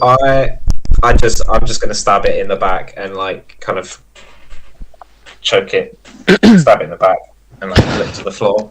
Why are Totally you choking unnecessary. this tentacle thing? What is wrong with you? Yeah, you reach just around, about sort of the environment. subduing all the tentacles under your arm, stab it in the back. It sort of shakes and shudders, and in the back of your mind, you can, each and every single one of you, just hear this like this guttural screaming and crying before this thing just sort of stops shaking and quivering, drops to the floor, and unfortunately dies.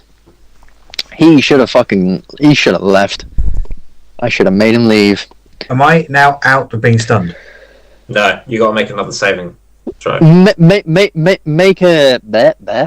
another save. I want to. just to see, because I'm curious.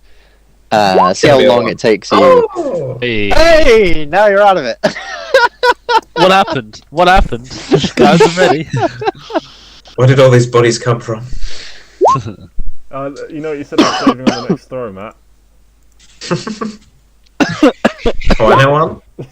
That's Doc followed by Michael. Wow. Doc, what was your HP, by the way? 43. 43. Okay, cool. I don't think it could have reduced him to 0. It's 5d10, Not on- isn't it? No, not on that turn. No. I thought it was how much damage is it? I thought you said it was like... Well, the thing is, to get your brain, it obviously needs to grapple you first. Right. And then, no, how much health did you say you had left? 40 something. 43. All I'll say is, if it rolled average, things might have gotten hairy.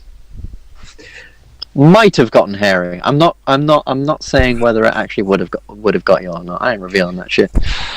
Just The want to let you know, area goes. it took me 7 attempts to do that. I'm Matt, really Matt, you're here. very sorry, Matt. I would have missed. I've just been frozen for a bit. I feel a little bit hurt in places because I got attacked a lot. But I don't really know what happened. There doesn't seem to be any danger here, so why do I feel like I nearly died? Like, On a Because you're serious 91. note, I'm going to say one of them did get away, so we really can't hang around here. Do you want Unless to you take wanna a give shit. quick pause to grab a And drink? that's also good. Yeah. I was actually going to say no, this we've is finished. well, quite I'm a not good tired. I'm time done. to quite good time to probably take a quick 5-minute break. Yeah. After which we can be back and continue on our way towards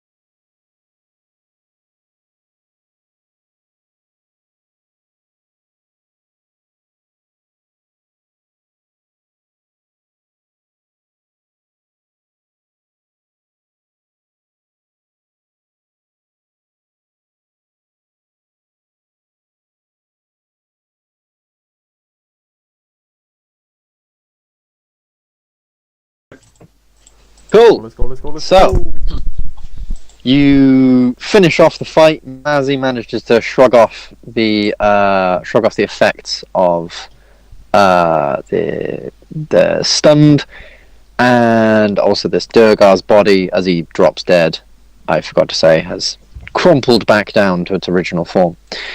And you're all sort of stood amongst the essentially wreckage of this fight. Is there anything anyone would like to do at this point? Hercule would sort of move in, huddle around the group, as it were. Investigate the mind flayer, please. Investigate the mind flayer? Yeah. Spend 10 minutes to cast a... Oh, am I going to cast Prayer of Healing? 19. I'd like some healing, please. Yeah, no, I'm just trying to wonder what's the best bang for a buck. I think I'm going to do the old 10 casts of Royal Vitality, if that's alright then. Yeah, go for it. You roll that up while I sort Sam's investigation out. So, people get this plus 3. Where's it gone? Or vitality.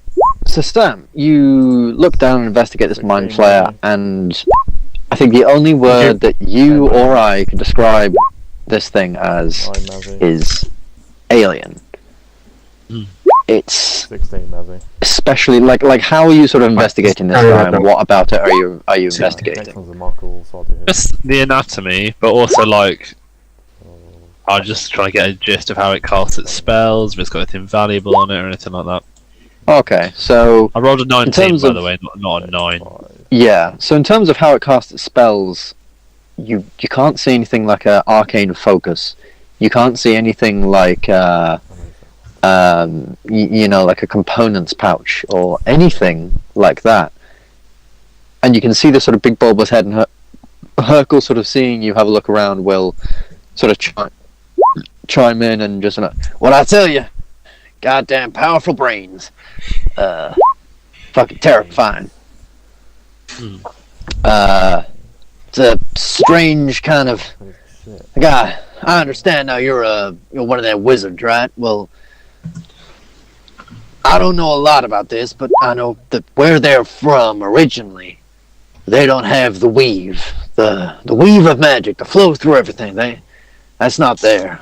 They had to do other things. They had to use other means of gaining power and having powers. And fortunately for them, they had extremely powerful minds anyways, and they worked on, after years and years of testing, worked on ways of doing different things with them. I've seen mind flayers move rocks and huge shit with their minds.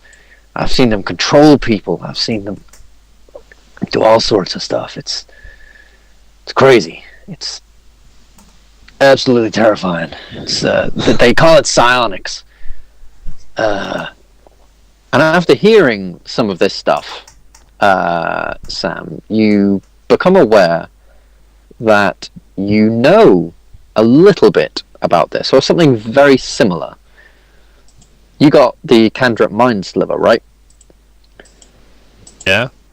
Yeah, so hearing about this, you're able to deduce that Mind Sliver is very, very similar. When you cast the incantation, it is a lot about your intelligence, your physical sort of brain power over the enemy. Obviously, and with this, the weave of magic, sort of, when you're casting this, helps sort of bolster that power to overcome a target.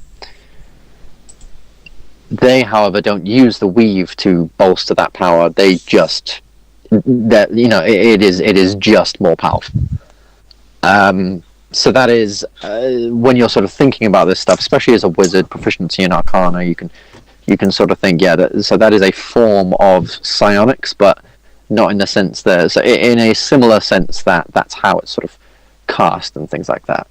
Looking at its anatomy, you can definitely tell that these tentacles are a lot stronger than they seem, and though they're sort of goopy and weird, there is muscle there, and you can definitely tell that sort of the undersides do still have these sort of like cups and things that they would use to grab onto people, and it's only when you sort of lift things up sort of lifting up the tentacles, you see something you really wish you'd never seen. You can see this thing's mouth.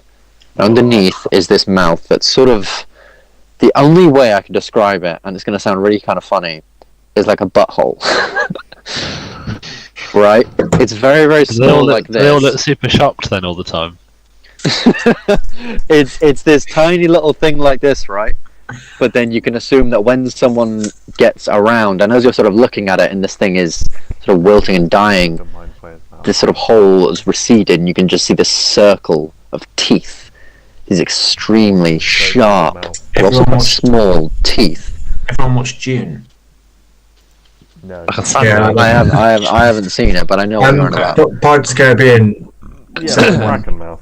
Yeah, pretty much exactly like like a miniature kraken mouth as you sort of see it, and it's very, very horrible. Yeah, and you can see this thing's eyes, like I said, are sort of this glazed over whitish green. It looks very, very strange. Its skin is very sort of leathery and rubbery, but it's got this sheen over it, almost like a polish, this sort of like oil secretion over it. Its robes are very, very elegant, extremely elegant in fact, and its armor is also pretty well made, but also these guys don't seem like warriors. They don't have a lot of muscle, they don't have a lot of sort of brute-ishness about them. They're very tall, they're very gaunt, they're not fighters. They're controllers. Yeah, exactly. They're controllers. Like you've seen, they sort of let other things do their bidding while they just use their mind powers to sort of support from the background. That's a lot of what they are. It's a breastplate. It is a sort of breastplate that comes to about sort of like mostly over its rib cage in this sort of big sort of semicircular form with this quite sort of nice sort of symbol in the middle, this strange sort of tentacular mind, almost like a brain, sort of like with tentacles just sort of coming around off the side, and then these strange sort of runes, or maybe it's language, maybe it's runes, maybe it's something. It almost looks like some kind of weird mix between Braille and sort of like star signs in what you think are like letters or sentences just sort of going up the side of the breastplate. It's very, very strange, very, very alien. Nothing like you've ever seen before. Also, if we're spending a little time to investigate, can I investigate this sort of like bracer you talked about on the Durgar? Yeah. So you have a look. Each one of them are very, very different. And being someone from a sort of dwarven background, you would have seen them a lot in and around Hawksmoor. These big sort of braces that a lot of the blacksmiths wear. Obviously, these are sort of, in Hawksmoor, they're not anything special. In everywhere, they're not anything special. They're just sort of big blacksmith gloves. But these ones on the Durgar seem to be literally infused into their hand. Infused onto their hand. There's no taking these things off. And Hercule sort of looks at these things and goes, that's sort of ceremony us Durgar go through. I had mine taken off, and as you look at his hand, you can tell there has been, especially you as a cleric, you can tell there has been some healing magics over his hand. But looking at it, there is almost like wrinkles and almost like scarring, where you can sort of see where something has been thinged. And he basically explains to you that it's a ritual, sort of like from a boy to a man sort of thing. Every single Durgar will go through. Well, they will do a ceremony. They will pick out their gauntlet, which is completely unique to them. No one will have the exact same one, and it will be infused onto their hand, and that is what they will wear for the rest of their life. That stays on even after death. It's how they sort of are known. They will have their names sort of thinged on it. That is metal AF. Yeah, it's pretty rough. It means that most Durgar can fill out, most Durgar, he tells you from a young age, are taught things like blacksmithing, mining, being a warrior, being a hunter. They're all sort of taught a lot of different things, and they can therefore fill in a lot of different roles in the Durgar society, and this is an example of that. So obviously some people have much bigger ones, almost like a knight's gauntlet, to represent that, that they are a warrior. Some people have ones with extra little features for mining. Some will, have different sort of different sort of things on them. Yes, unfortunately not. The Mind Flayer's breastplate. Do you want to take that? Have any special properties beyond just being a breastplate? I don't know. Pardon, sorry? Is that the Mind? JJ was asking about taking the Mind Flayer's breastplate. Does it have any special properties beyond just being a breastplate? Not that you're aware. As far as you can see Arcana from check. here. Arcana check. I'm helping. 12. yeah, I can say it. Yeah, we can say it helping. You sort of give it a tap with your. So's my owl. you can give it a tap with your thing. It does sort of create again this sort of ring, this very very long sort of wavy sort of ring as you tap it, but it doesn't seem to be magical in any sort of way as far as you can tell. It definitely didn't give it any bonus when you were attacking it. You didn't feel like it was aiding it in any way or anything like that. It's just got this very very elaborate, very alien looking design over it. Don't see the point personally, but supposed to shove it in the bag of holding if you want.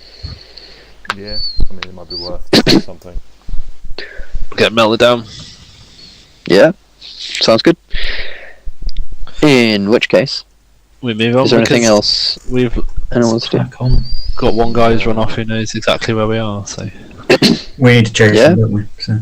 I don't know about chasing him because which has he gone towards the facility, Ben, or away from it? Yeah, he's gone in the direction sort of towards the facility. Yeah, for sure. Oh, then we definitely chase him. Yeah, Yeah. We want to get there yeah. So pretty much as quickly as possible, but also when we get close, switch to stealth approach, if that makes sense. yeah, sounds good. So you're able to. I'll scout ahead as well. Sounds good. So you're able to But he's pick still yourselves invisible. up, move along. Who's still invisible? The guy that we're chasing.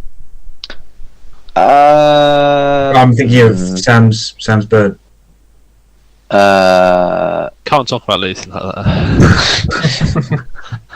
You wouldn't necessarily be aware of it, but Hercule can probably pitch in and say, yeah, the invisibility doesn't last forever. Yeah. I don't actually know how long it lasts. I think it lasts a minute. It would make sense. To attacks up to one. It would make sense no, for it to think it is out it of our is way 1 and then hour. just. Wow. Oh, okay. 1 hour. Then I probably still invisible. Take it back. Yeah, he's probably definitely still invisible. Yeah, as he's sort of running off. So yeah, you can pick your things up. Hercule, as he's sort of leaving, does just sort of kick the Mind Flayer a little bit. Even though it's there, just like, yeah, gotcha. Walks away. Marcoul's definitely looking a little sort of creeped out by all this. He definitely didn't expect, he didn't expect half the stuff he's seen down in the Underdark, and this is definitely very, very new to a guy who spent his whole life on a mountaintop. So he's sort of continuing on. He does have a little bit of a weird sort of feel to him. And you can head on down this road, and before long, as I'll stick you back on the map, before long you see this small sort of winding path that heads off towards the area that you need to go down.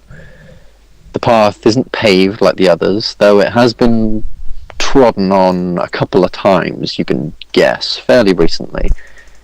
Mazzy, you're sort of looking at this path and you can tell that, recently a group has gone out, both to and from this location.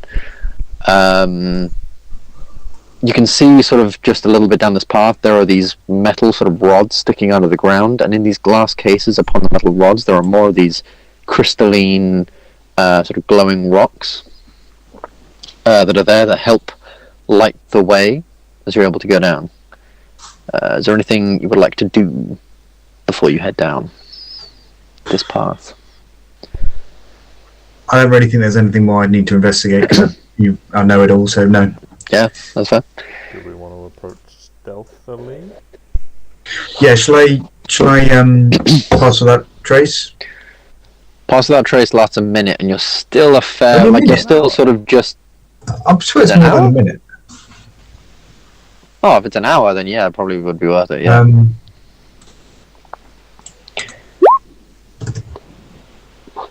Yeah. Pass without trace. Yeah, 1 hour. Concentration up to an hour. Yeah, cool. All right. Yeah. So if you want to do that, it might definitely be worth it. Yeah. Just coming off the road, and you've got like 1 hex to go through. So well, yeah, that if would definitely last. if we can till you tell get that we're getting close to danger, just so we know we're using the most amount of the hour. Yeah. then, Yeah. Yeah. Sounds Then good. if we feel that this is getting close and we should start using it, so maybe not yet, but I don't know what's ahead of us. So as soon as I feel like we might be starting to get watched, Sheer chaos is ahead of us. Yeah. Well, you can definitely tell. So, sort of looking right, this sort of mist ahead of you. You can see miles and miles ahead the sort of sheer wall of the cave that's there, and you know that by this sheer wall, like miles away, is the lair of the Ulitharid. So obviously, you know you're some distance away from it. So obviously, you can probably tell. Yeah, you can get a little bit closer and cast it whenever. Yeah. You begin heading down this road, and it's a decent walk. It's sort of this area, sort of off-land, is definitely a bit more plateaued. There are more sort of ledges and small parapets and things of sort of different heights and things like that all around the road. The road seems to carve a path between these sort of plateaus and cracks in the ground that heads all the way along. And as you're walking, especially sort of most of you can hear squeaking just as you're passing along. It doesn't really alarm you at first until there appears to be more and more, and you look around you and there are a couple of rats just by the side of the road following you, moving not necessarily with you, but they are near you and moving around. And can everyone just make a quick perception check?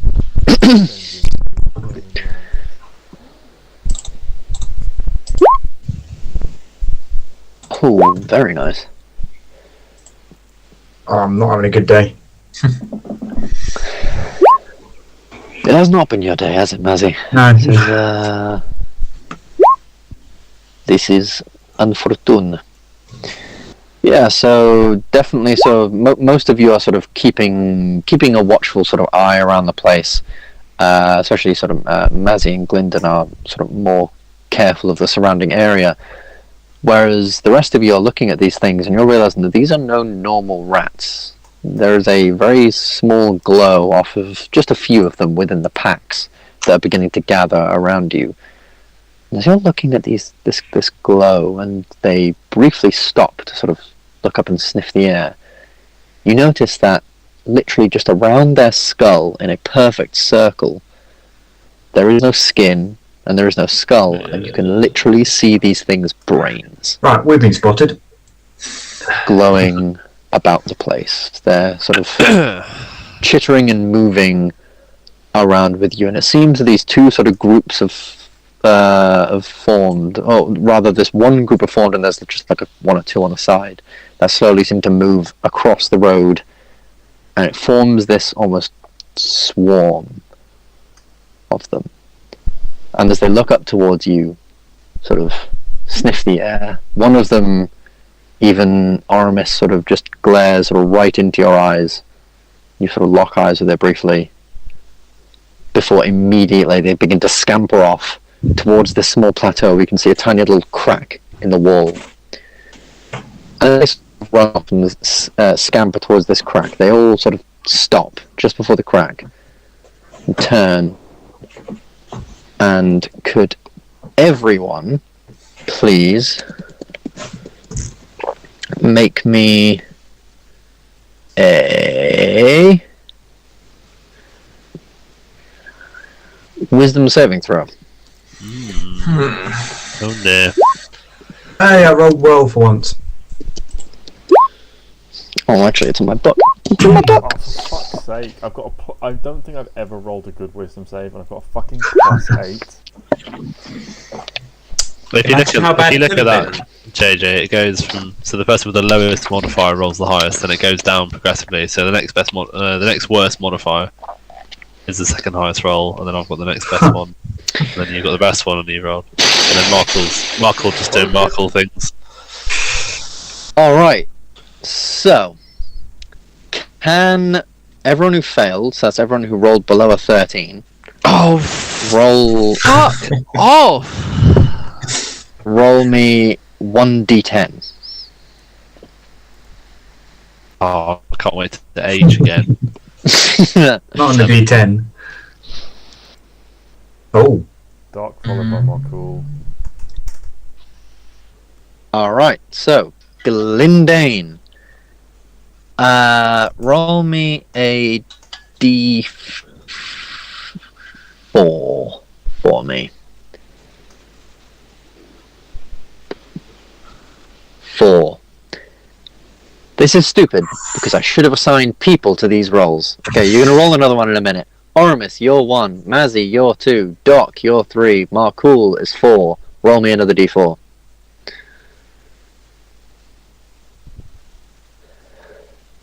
Gylndan, can you roll to hit against Mazzy? With my staff. With whatever you would immediately make a melee attack against. Oh, you'll be fine, Matt. I don't hit anything with this thing. Psych! Take that, you bitch. Is that one or two-handed? That's always 200. Oh, There's two-handed. There's 11 bludgeoning damage, Mazzy, as suddenly Gylndan turns around and whacks you in the back. And as everyone who passed, Matt, can you've sort had of a see that rubbish these day. creatures, these rats, are beginning to almost glow as this effect is washed over the lot of you. Doc, you are fine. There is no effect. Oh, good. Markul, however, he got a 3, right? So that is... Markul just doesn't move or take actions this turn. So the rest of you, everyone who either passed, plus Doc, you can see these rats beginning to sort of form into this hole. They are trying to sort of squeeze themselves into this hole as they've looked at you, clearly done something to make Gylndan whack everyone and make Markul just sort of stand still and look very, very dazed for a minute. What would you like to do? You essentially have 1 turn each to try and kill these things if you would like to kill them. Before I'm going to say they manage to all make it and squeeze into this hole. How big is the hole's a hole, isn't it? Yeah, it's like Oh, sorry, like, in my head I was like, Hey, how big is this? Hole. It's not very big, yeah. Yeah, it's Okay. not very big enough for a couple of rats to fit through at a time, as they're all Why trying to don't we have squeeze in. Why don't we have a quote board? We do have a quote board in the Discord. Oh, do we? Yeah, it's just called funny stuff. Funny quotes, I don't know. Funny stuff. Well, I Hole's can a go Hole's a hole, to be overkill, fair, yeah. but it would probably get all of them, but I don't know what the HP's going to be, It's a so... rat. It's a rat, so yeah. It's a swarm of rats that seem to be enhanced by this sort of psychic or psionic power. How many are there, roughly? Because I'm There thinking are spike growth? probably in the 20s. Okay, so you need an area effect, probably. Yeah, that's what I'm thinking, spike growth, but that's not going to... Sorry, would you say that the HP's in the 20s or the number of them? The number of rats it's probably somewhere in the 20s. They fill a 5 by 5 foot square.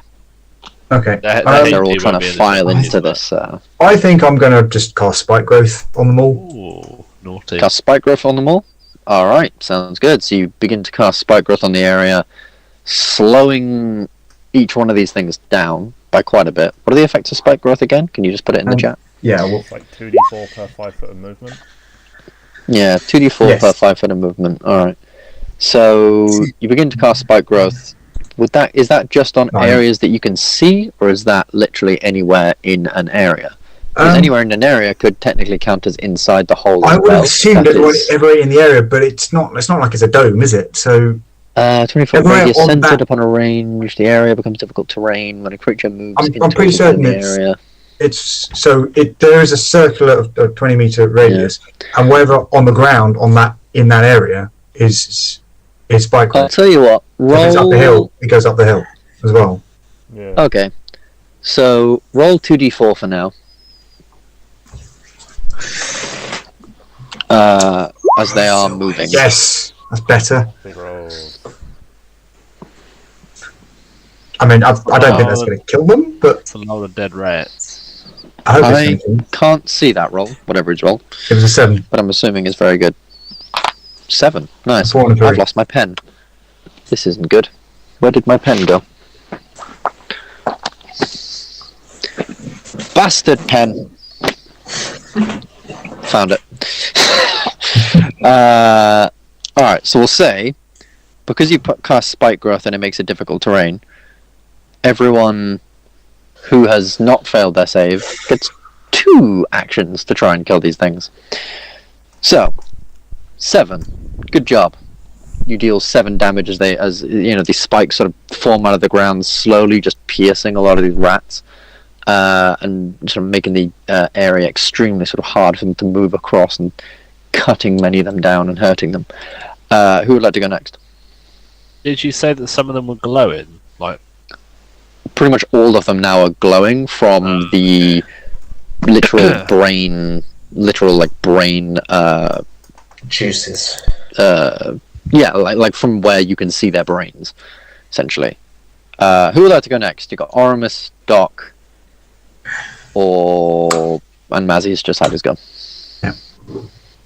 Do I get something because I didn't save, but I rolled a 10 for the effect? Like I rolled a effect. Yeah. I'll say for this you're allowed to go Okay. because you. Yeah. So Doc, what would you like to do? Just a little sacred flame. DC 16 Sacred- dex save for the rat. Sacred Flame, DC 16 dex save. Fantastic. They failed. Where's it gone? 6. There's 6. 18. And Oramis. Really quickly, how important do we think it is to kill these rats? Well, if they know, defeat. does this? Sorry, again, just a bit of lore. If they know, does that mean instantly everyone in the hive knows, or do they have to like go back and tell people? I don't think it's what you think it is. As far as these rats are concerned, you have no idea. Nor does Hercule, by the way. I'm not going to waste a spell slot because I feel like it's going to be better used later. So Oh, there. I mean, we yeah, That's that the best definitely Eldritch Blast you've done. it's a joke. Finally. Finally. It's when there's no pressure, you're just doing target practice on little rats. You're like, That's it's easy. true. That's what it is. It's just target practice. I can't cope Nice. under the pressure of a real fight. Can bang in a hat trick against Charlton Athletic, but you can't do it in the Prem, can you? And I'll say, because the area has become difficult terrain for these guys, I'll say that you all can have another attack if you would like, as they're still not dead. So, Mazzy, I'll let you go first. There were at the start in the 20s. There's now sort of like coming up to like 5-ish, I don't maybe. really have a lot of area devices, spells. There's only 5 left. I don't really want to use another spell. Arrow and bippity boppity boom. Yeah, I'll arrow and get maybe 1. 2. You get 2 I attacks. mean, you can still like you roll to hit, with a longbow against like a To be fair, storm. I'm gonna let the guys do it. Save my arrows, and 'cause I Sword. think they're gonna get them. Just Try and get down really down low and just sort of slice them all in one go. Oh god. I have faith in my fellow companions. I'm going to tell the dad, Ben. Actually, Samuel, You're not. Was that for Matt?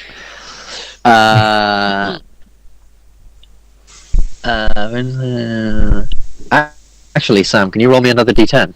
Oh, of course, always. 4. 4, because unfortunately, as much as they're rats, they are quite good at con saves. 4. You don't move or take any actions this turn.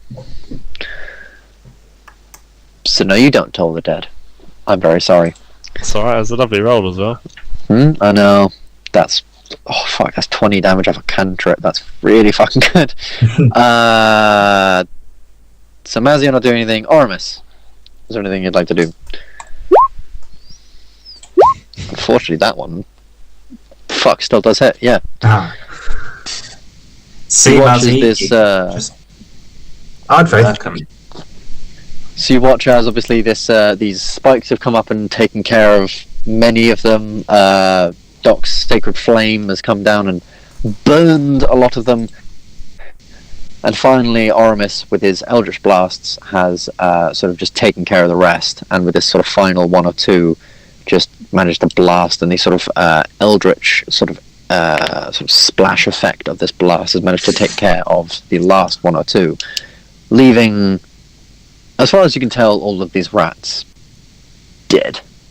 Good call on the spike growth. Difficult terrain. Gave you another thing. Good. So that you can finish them off. Good job. The area sort of goes somewhat quiet, and you're definitely getting a lot closer now. You can probably assume that these were maybe either scouts or some strange things. Hercule seems to think that there's some abomination that obviously this Eleutherid was using, sort of a test He's testing not wrong. on. They are an abomination. Yeah, I mean, like some sort of result of, obviously you're down in a big cave, there are plenty of rats to be found and tested on, and it seems that these ones have been trained to either gather intel and be able to perform some kind of confusion-like effect on people. But with that, Sorry, Mazzy. I took it very personally. As you should have, to be fair. Every time I that, tackle the you. area goes somewhat quiet, and you're able to move on. And as you're moving on, can I just get a real quick save? Can I just get a real quick stealth check from the party, real quick? Were you going to cast that Pastoral Trace now, or That was the plan to get it. I mean, if we feel okay? Yeah, I'll allow you to. I'll allow you to. We are cast tracing Pastoral without Trace. pass. Tracing without pass. I love it. So So it's plus I'm 10 to everyone's stealth. Thank goodness. Just for the hell of it, I'll That's let you see it. Yeah, sounds good. As long as everyone's in the 30 feet of you, that is 23, Oh, 26. Gylndan, you're welcome. 14, Is that enough? and 27. Well, actually,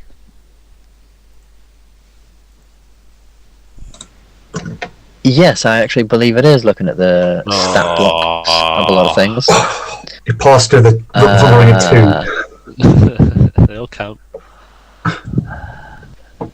Surely though, something like this has got to be like the average roll of the party, right? It's not just because one person can fuck it up for everyone. No. Yeah. But obviously, if there is a massive underliner, then something might happen. Like similar to the last one. So obviously, Like if you step on a twig or flayers, something. Yeah. So the mind flayers immediately saw Mazzy and Markul, not everyone else. But yeah, with more sort of global ones like this, then I'd say just sort of like continuing down this area sort of thing. Then yeah, I'll say that obviously it is a somewhat yeah.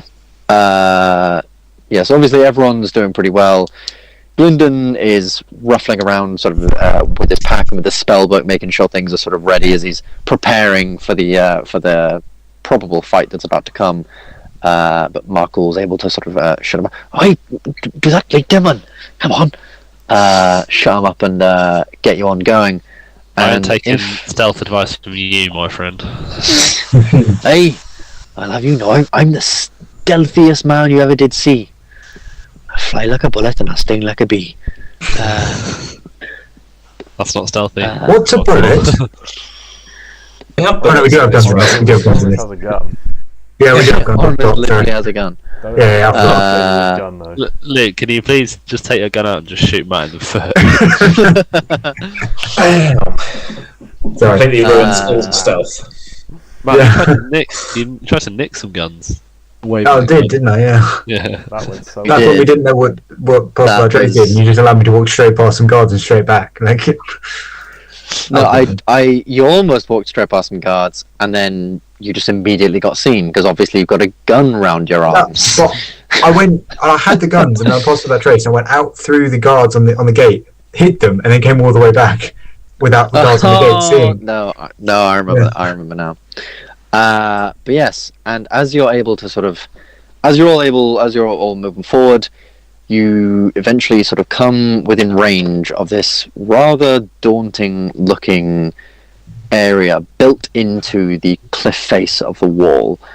You can see that it is a large sort of so obviously the wall is flat, and then there is this sort of metal, strange looking, almost very, very alien architecture sort of building. It seems sort of like pressed into the wall, these metal sort of struts going up and columns going up, creating a rather beautiful but very, very strange design. And you can almost hear the hum of this psionic energy sort of ringing from within. These crystals as well, these glowing sort of bright crystals glowing on the sides of each of the the doorway that you can see there. Out the front, true to Herkel's word, there are a couple of guards, and I'll actually stick you all on the map. And I'm hoping that has worked, and that you can't see within. Ooh, we But are you very can small. see these rather large. Was it big? Yeah. Yeah, we can. I can see all That's of the quite big. crystals. Like looking That at is the quite scale big. of us, there is. Yeah. Motherfucker. Really big. So these circular things are obviously like stalagmites or rocks or something you can't currently be seen, and with your stealth checks, I'll say you managed to get to where you all are, no problem. You have not been seen yet. Two mind flayers guard the front with their thralls of Duragar at the sort of right in front of them. These Duragar, however, aren't like the rest. They sort of seem a little bit out of it, a little bit sort of gone. Like regular Duragar you've seen are very lively, they were joking, they were sort of joshing around with each other, even while marching to places, and they're very sort of passionate about sort of violence and a lot of things like that. Whereas these ones are just sort of stood, sort of very, very somber, very, very... They almost don't look attentive, but you can almost tell they are. It's almost like they're in sentry mode, you know? They're standing almost perfectly still, like war picks sort of still in hand. These two mind flayers behind them, almost looking on at them and the surrounding area like they freaking own everything. I'm almost having this look of disgust about them. And Yes. is there another way in? Is there another way in? Herkel, is there another way in? I have not ever seen one. No. Okay. Obviously, Can I send my was closet? a to prisoner in investigate? here, so So you. Yeah, I ain't out seen this shit. way. yeah. There was a That's a alright. raid on this place a little while ago, and my case, they put us all these big glass cases, these big glass sort of vats or cages or something filled with this barley liquid. Fortunately, a arrow went stray and broke mine, and I was able to escape. Same with my friend who's in there. You got past two mind flayers on the door and three Duragar. The mind flayers on the door were preoccupied with the Duragar that were fighting everybody. It was a goddamn mess of a situation. In this sort of like front face, of this building? Are there any windows or anything like that higher up? There is one sort of window that you can see just above the doorway, it seems, that is in this sort of like oval shape. And it's almost like stained glass in that it has these strange, again, almost like sort of star, sort of like a star sign sort of shapes on it. They're not quite star signs, but it's almost, that's sort of how it looks. That's sort of the language of their symbols or something. Sort of embezzled into this glass pane above. It's probably about 10-15 feet above the door. How do we want to do this, guys? Any chances I can send the Quasit to investigate for a back route into this place? I have a feeling I know what the answer's going to be, but... Well, it's built into a wall, isn't it? Yeah, it's literally built into the cave. I can't really see there being a whole lot of weak spots with that. Any ventilation shafts we could...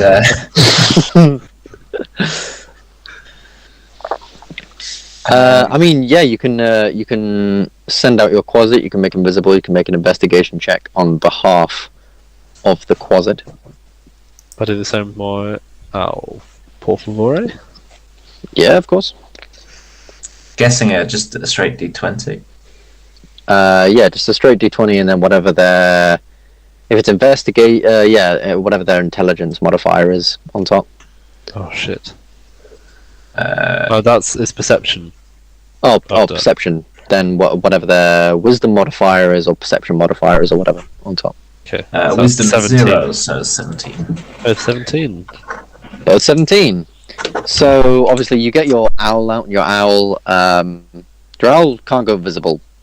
So the first thing you notice is when you send your owl out, the Duergar immediately sort of start looking up at it and very confused, as well as the mind flayers who are sort of strangely sort of attracted to this creature that's sort of just flown by. Your Quasit, I'm assuming, is going invisible. Yes, always. And it can move sort of out of this area. And so you see it sort of, or at least you know. It's huge. It's some magic. You know that it sort of comes out. It's invisible, so it moves around. And it runs up. And with a 17, it wants to get a pretty good look at this thing. It wants to make a sort of good impression. So it sort of looks around, so looks at the door a brief minute and goes, "Nah." Then walks up right behind these mind flayers and sort of around, or maybe not right behind the mind flayers, it still wants to be stealthy. And sort of around the place. And it looks behind some of these crystals. You can see that it stops behind this crystal. Where it looks like there is a pool of some strange sort of biley liquid. And it peers around. Ah! And it immediately scuttles back towards you guys. And it just says, because what's the intelligence of a Quasit? The intelligence of a Quasit then is -2. Oh. -2. So it just is able to tell you hole. Metal hole. Metal hole. There's your ventilation shaft, Luke. Could I send it back over there and look through its eyes at what it's found? Yeah? You send it all the way back over there. And can I roll an investigation check to see what this hole is and if it would work to fit us all through? Quasits have dark vision, right? Yes, 120 feet. Yeah. Alright. Looks good. Alright. Go for it. Roll investigation from yourself. Oh, I don't even know that it's a hole. Metal hole, guys. Metal hole. Where? I'm not even So sure you can. where. So and How metal big? hole goes back a little while obviously you can see with dark vision, and even with a 1, you'd be able to tell it goes back a little ways and then veers off. How big is this pipe? Can you fit a human through it? I don't know. You got a 1, so the information you get from Oramis, and the best information you can get from Oramis, is it's a small hole.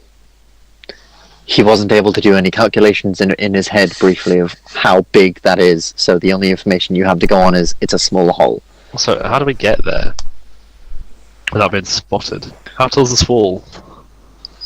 This wall here, it's maybe not even more than like 5 feet. The stairway sort of goes up. Can we?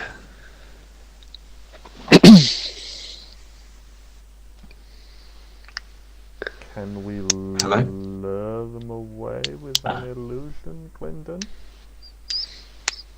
Surely it's only got 60 feet on it. I just want to put it out there. Yeah. I'm pretty sure you could get all of them in a fireball. That won't kill them though, and I'm very conscious of the fact that I'm going to burn through spell slots if I do that, and there's probably a lot more to deal with in there.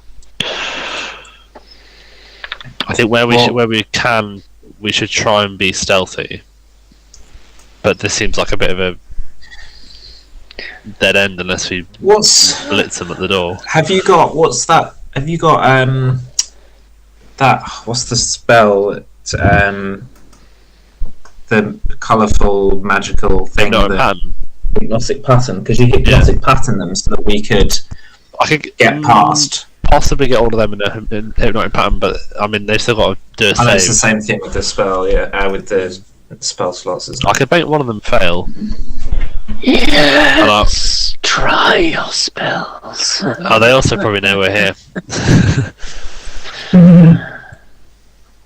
Please, it would entertain me. Hardy and resistant to spells in some way. All this you can actually hear in the back of your minds, by the way. Oh dear.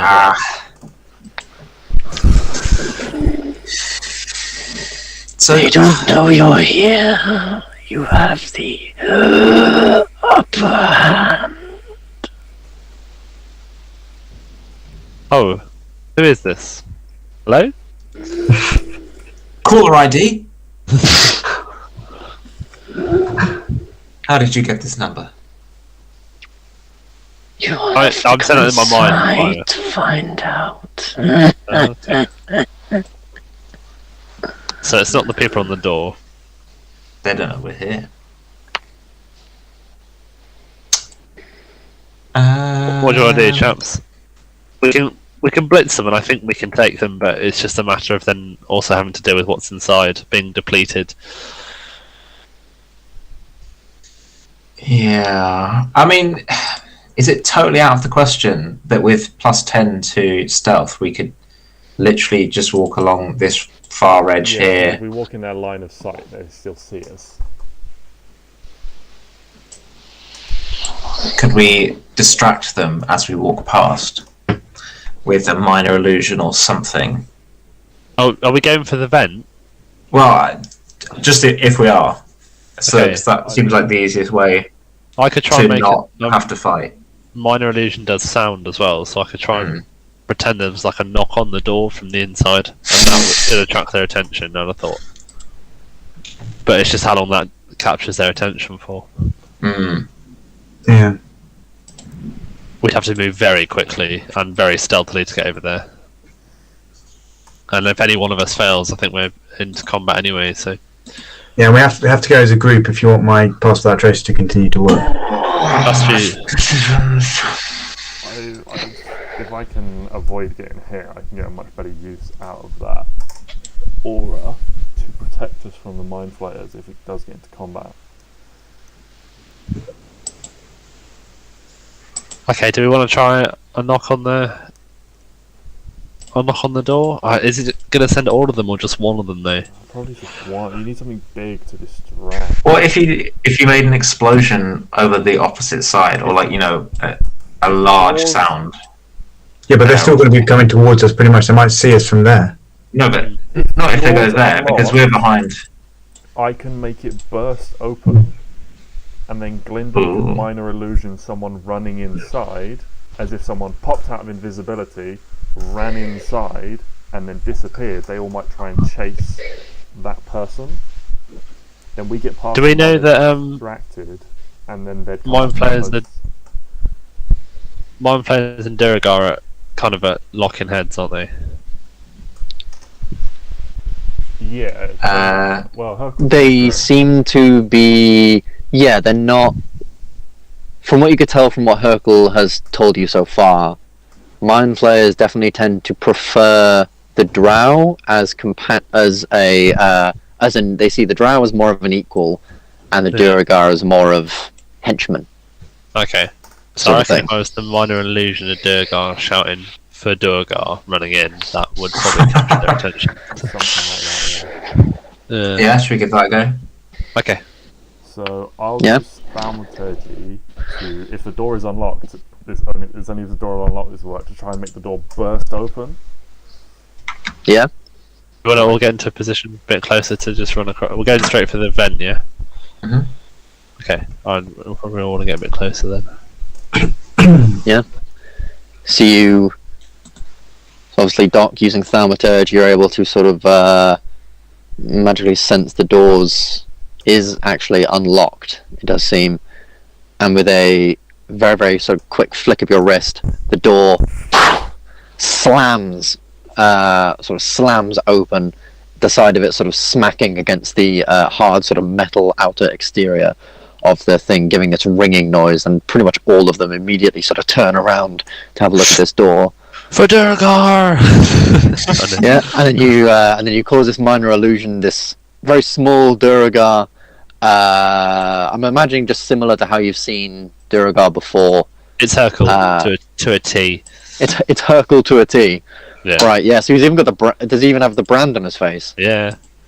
All right, yeah. So you then sort of send this thing of Hercule. You just make this sound for the Duragar, and immediately the Mind Flayers sort of turn, and I think how would they want to go about this? Because as far as they're aware, there's only one. Mind Flayers immediately turn. They don't say anything, but they point at the Duragar and sort of like sweep across, almost telling them to go. So then you go, these guys going 5, 10, 15. These guys all moving in. And this guy moving in. And then almost immediately as they're running past, these guys will start going in as well. As they begin I can only do it up to 60 feet, I think. So we've got to go. Let's just go. Yeah, they sort of lost it in space. Everyone That's probably Going. As you're all sprinting over there, can everyone just make me a quick stealth check? It's- Plus it's that tippy- trace it's- has been cast, yeah. It's Also, tippy that toe trace has been sprinting, man. cast. Yeah, it's Tippy Dustin. toe sprinting, but it's still sprinting. So you all get plus 10. So let's see how we do. That's alright. 18, 22, 19, and 28. Markle? 18, 22, 19, 28. Markle, don't film now. That's Markle, right? Yeah. Yes, you all managed to get over there. And Hercule sort of runs over there as well. And Markle's rushing over. And he's running. And he's running. But unfortunately his flail, as he's sprinting, comes undone from the little latch he has the chain done up on.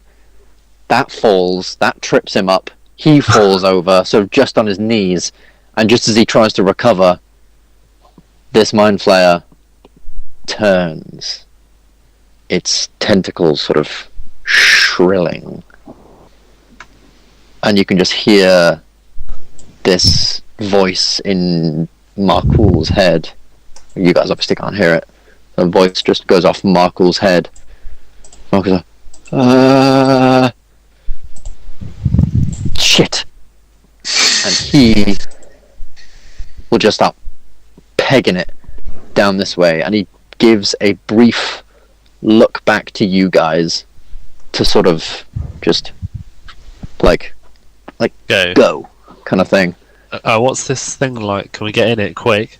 As he runs off, you'd be sort of single file moving into it, but I'd say everyone can try and make me a athletics or acrobatics check to try and sort of squeeze into this thing as quickly as they possibly can.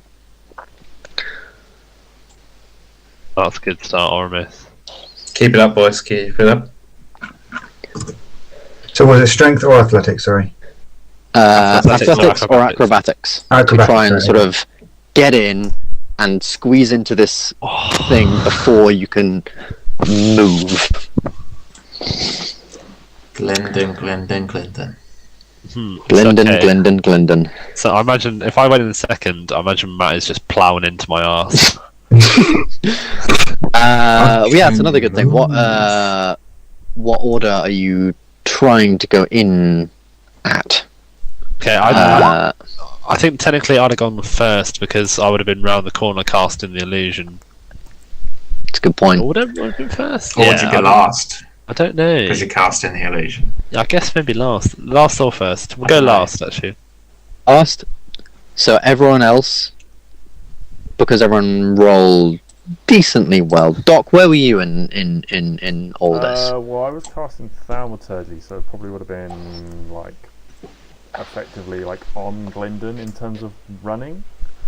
So if he's going last, I guess I'm second last. But if Markul's like running, have I got time to cast another spell while Markul's running? I'd say that you're able to. So you've made it to the thing.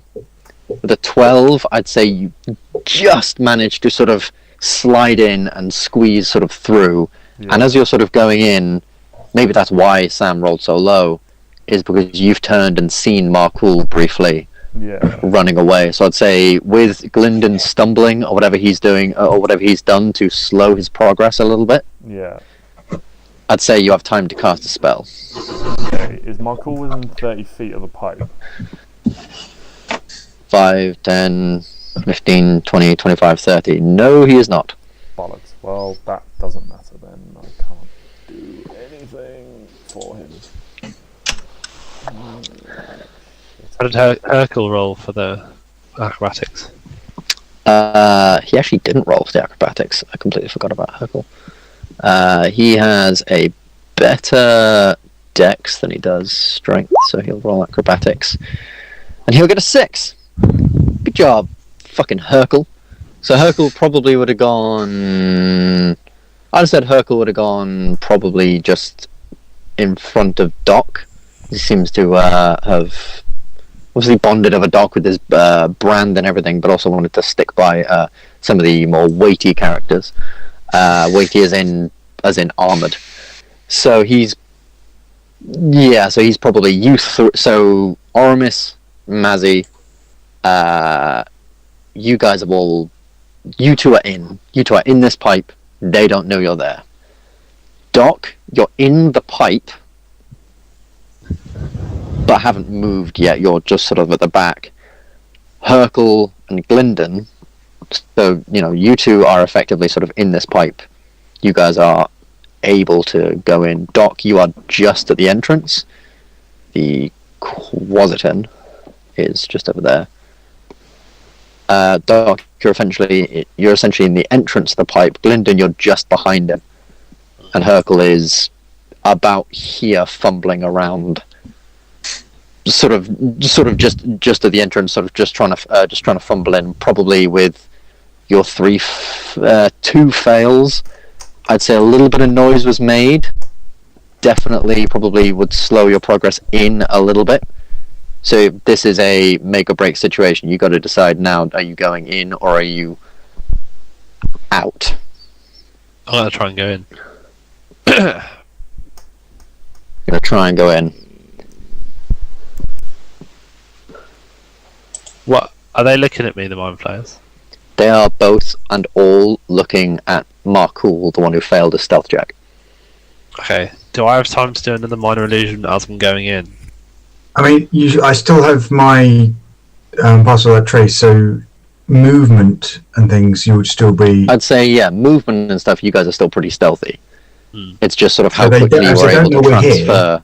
It's going to take a really bad roll for them to notice you're here. So I think you've got enough time to. Yeah, I'd say you If you probably want. still have. You probably still have time to just probably cast one spell. Oh, what? Like I say, I'm gonna do another minor illusion. Yeah, unfortunately he's in range. Can you make an intelligence saving throw for Markul? Are they not put off by this Duragar? Well, it's a cone effect. The Duragar's in front of them. Oh, fair enough. If they can get the Duragar, they can get him. Thing. Oh, what a save! 17 save, very nicely done. So Markul is unaffected and can continue to run. Well, they both make However, more than this- just the one. I'd say for the minute just the one, because they think it's going to work. This other one will begin to move towards the Duragar, and then probably realize at some point that he's an illusion. Probably at the point where he gets quite close up to him, and where you've obviously gone into the thing, so it's not effective anymore. That's my Duragar. Oh shit! A very, very big Duragar. Don't know why I'm It's off, Ghost. from New Zealand. So yeah, effectively, if that's the Duragar, Yeah. it's sort of run up the stairs here. The Mind Blast has been cast. Markul is able to save and run. And this thing will move up to it and try and make an attack roll against it, which will obviously... Can we push in while this is happening? Yeah, you guys are able to push in while this is happening. We don't want to roll or anything. No, you got past without trace. You're past your saves, effectively. Your stealth checks, effectively. And even though even though some of you failed sort of to your athletics checks to get in, you managed to create a good enough distraction where they do not give a fuck about you guys right now. That's fair. We do not exist. However, Markul is unfortunately seen and on his own, and as far as you're aware, is fucking running. Oh, well, cool. Obviously, I hope for Markul, and I hope he's alright. But I think that's actually worked out quite well for us, because they think everything that's just been done has been done by Markul. So they don't even know. Like, if they hadn't seen anyone, they'd be like, oh, who the hell cast that? And now See they your, realize see clearly. your point, but also clearly really Markul. like Markul and don't want anything to No. happen to him. I know. Right, I'm going to cast Sending to Markul and say something along the lines of, "Are you all right? Do we need to come back for you?" Hide. Please. Pretty much just that. Get off the main beaten track. Sort of while Do you he's want us to come back for you? Markul will just sort of We don't want to leave you. reply. He'll reply with something along the lines of, "I'll be." What's a good reply? I won't stray too far. I'll lose these fuckers. Don't worry about me. That doesn't sound good. I have faith in him. Or rather, I want to have faith in him. Don't know if it's actually going to be faith well placed. You guys continuing on into the pipe? Yeah, I'll convey Yeah. that Markul has said go on without him and that he thinks he'll be alright. Alrighty then. In which case, I will put you all on to the next bit.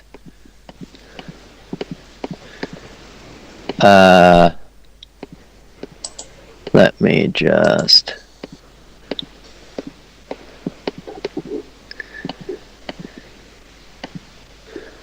So that's the next room. So if you'd all like to sort of maneuver yourselves, actually I'll move for you. Yeah, I was going to say, we're sliding And down. you guys will all move Oh, that's a lot just of fucking behind. players, aren't there?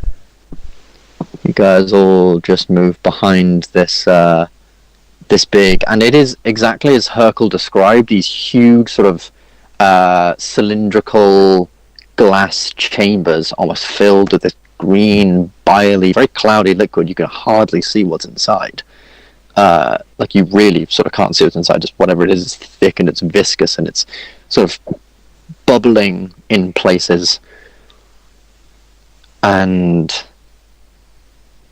you sort of manage to crawl sort of just out of this pipe. The past that trace, I'll say, is still in effect. So you're able to crawl out of this pipe, and the Quasit, who's gone first, will just sort of point around the edge. And you can see there's this one mind flayer sort of almost caressing the middle chamber, sort of just stroking his hand down the side, and sort of his tentacles on his face just sort of like sucking up to the edge of the thing.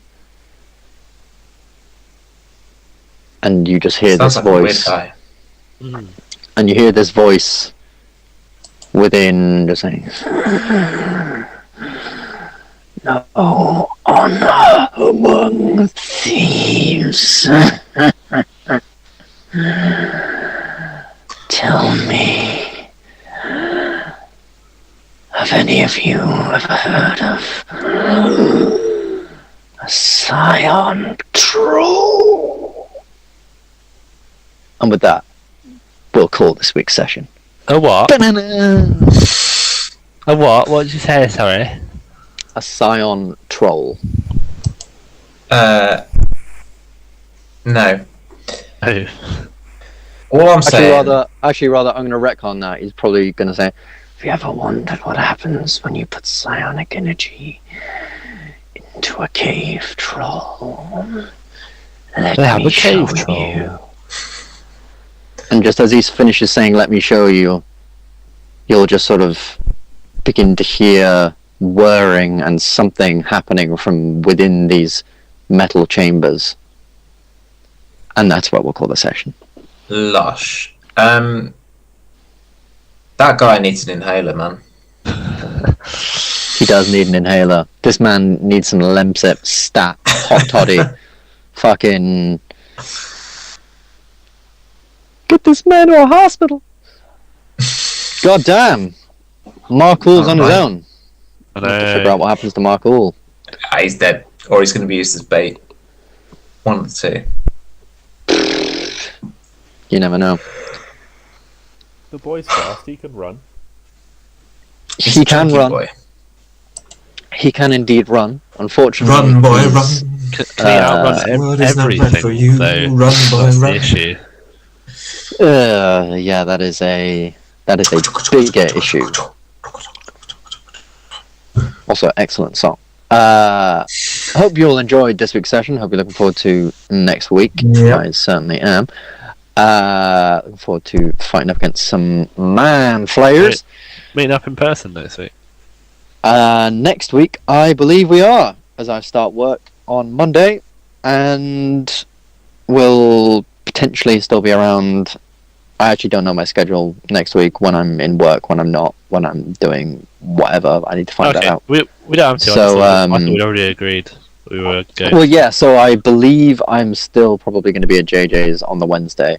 Therefore, it makes sense that we could meet up at JJ's and do D&D, and then I'll head back. Let's play something Probably the good. day after, or whatever.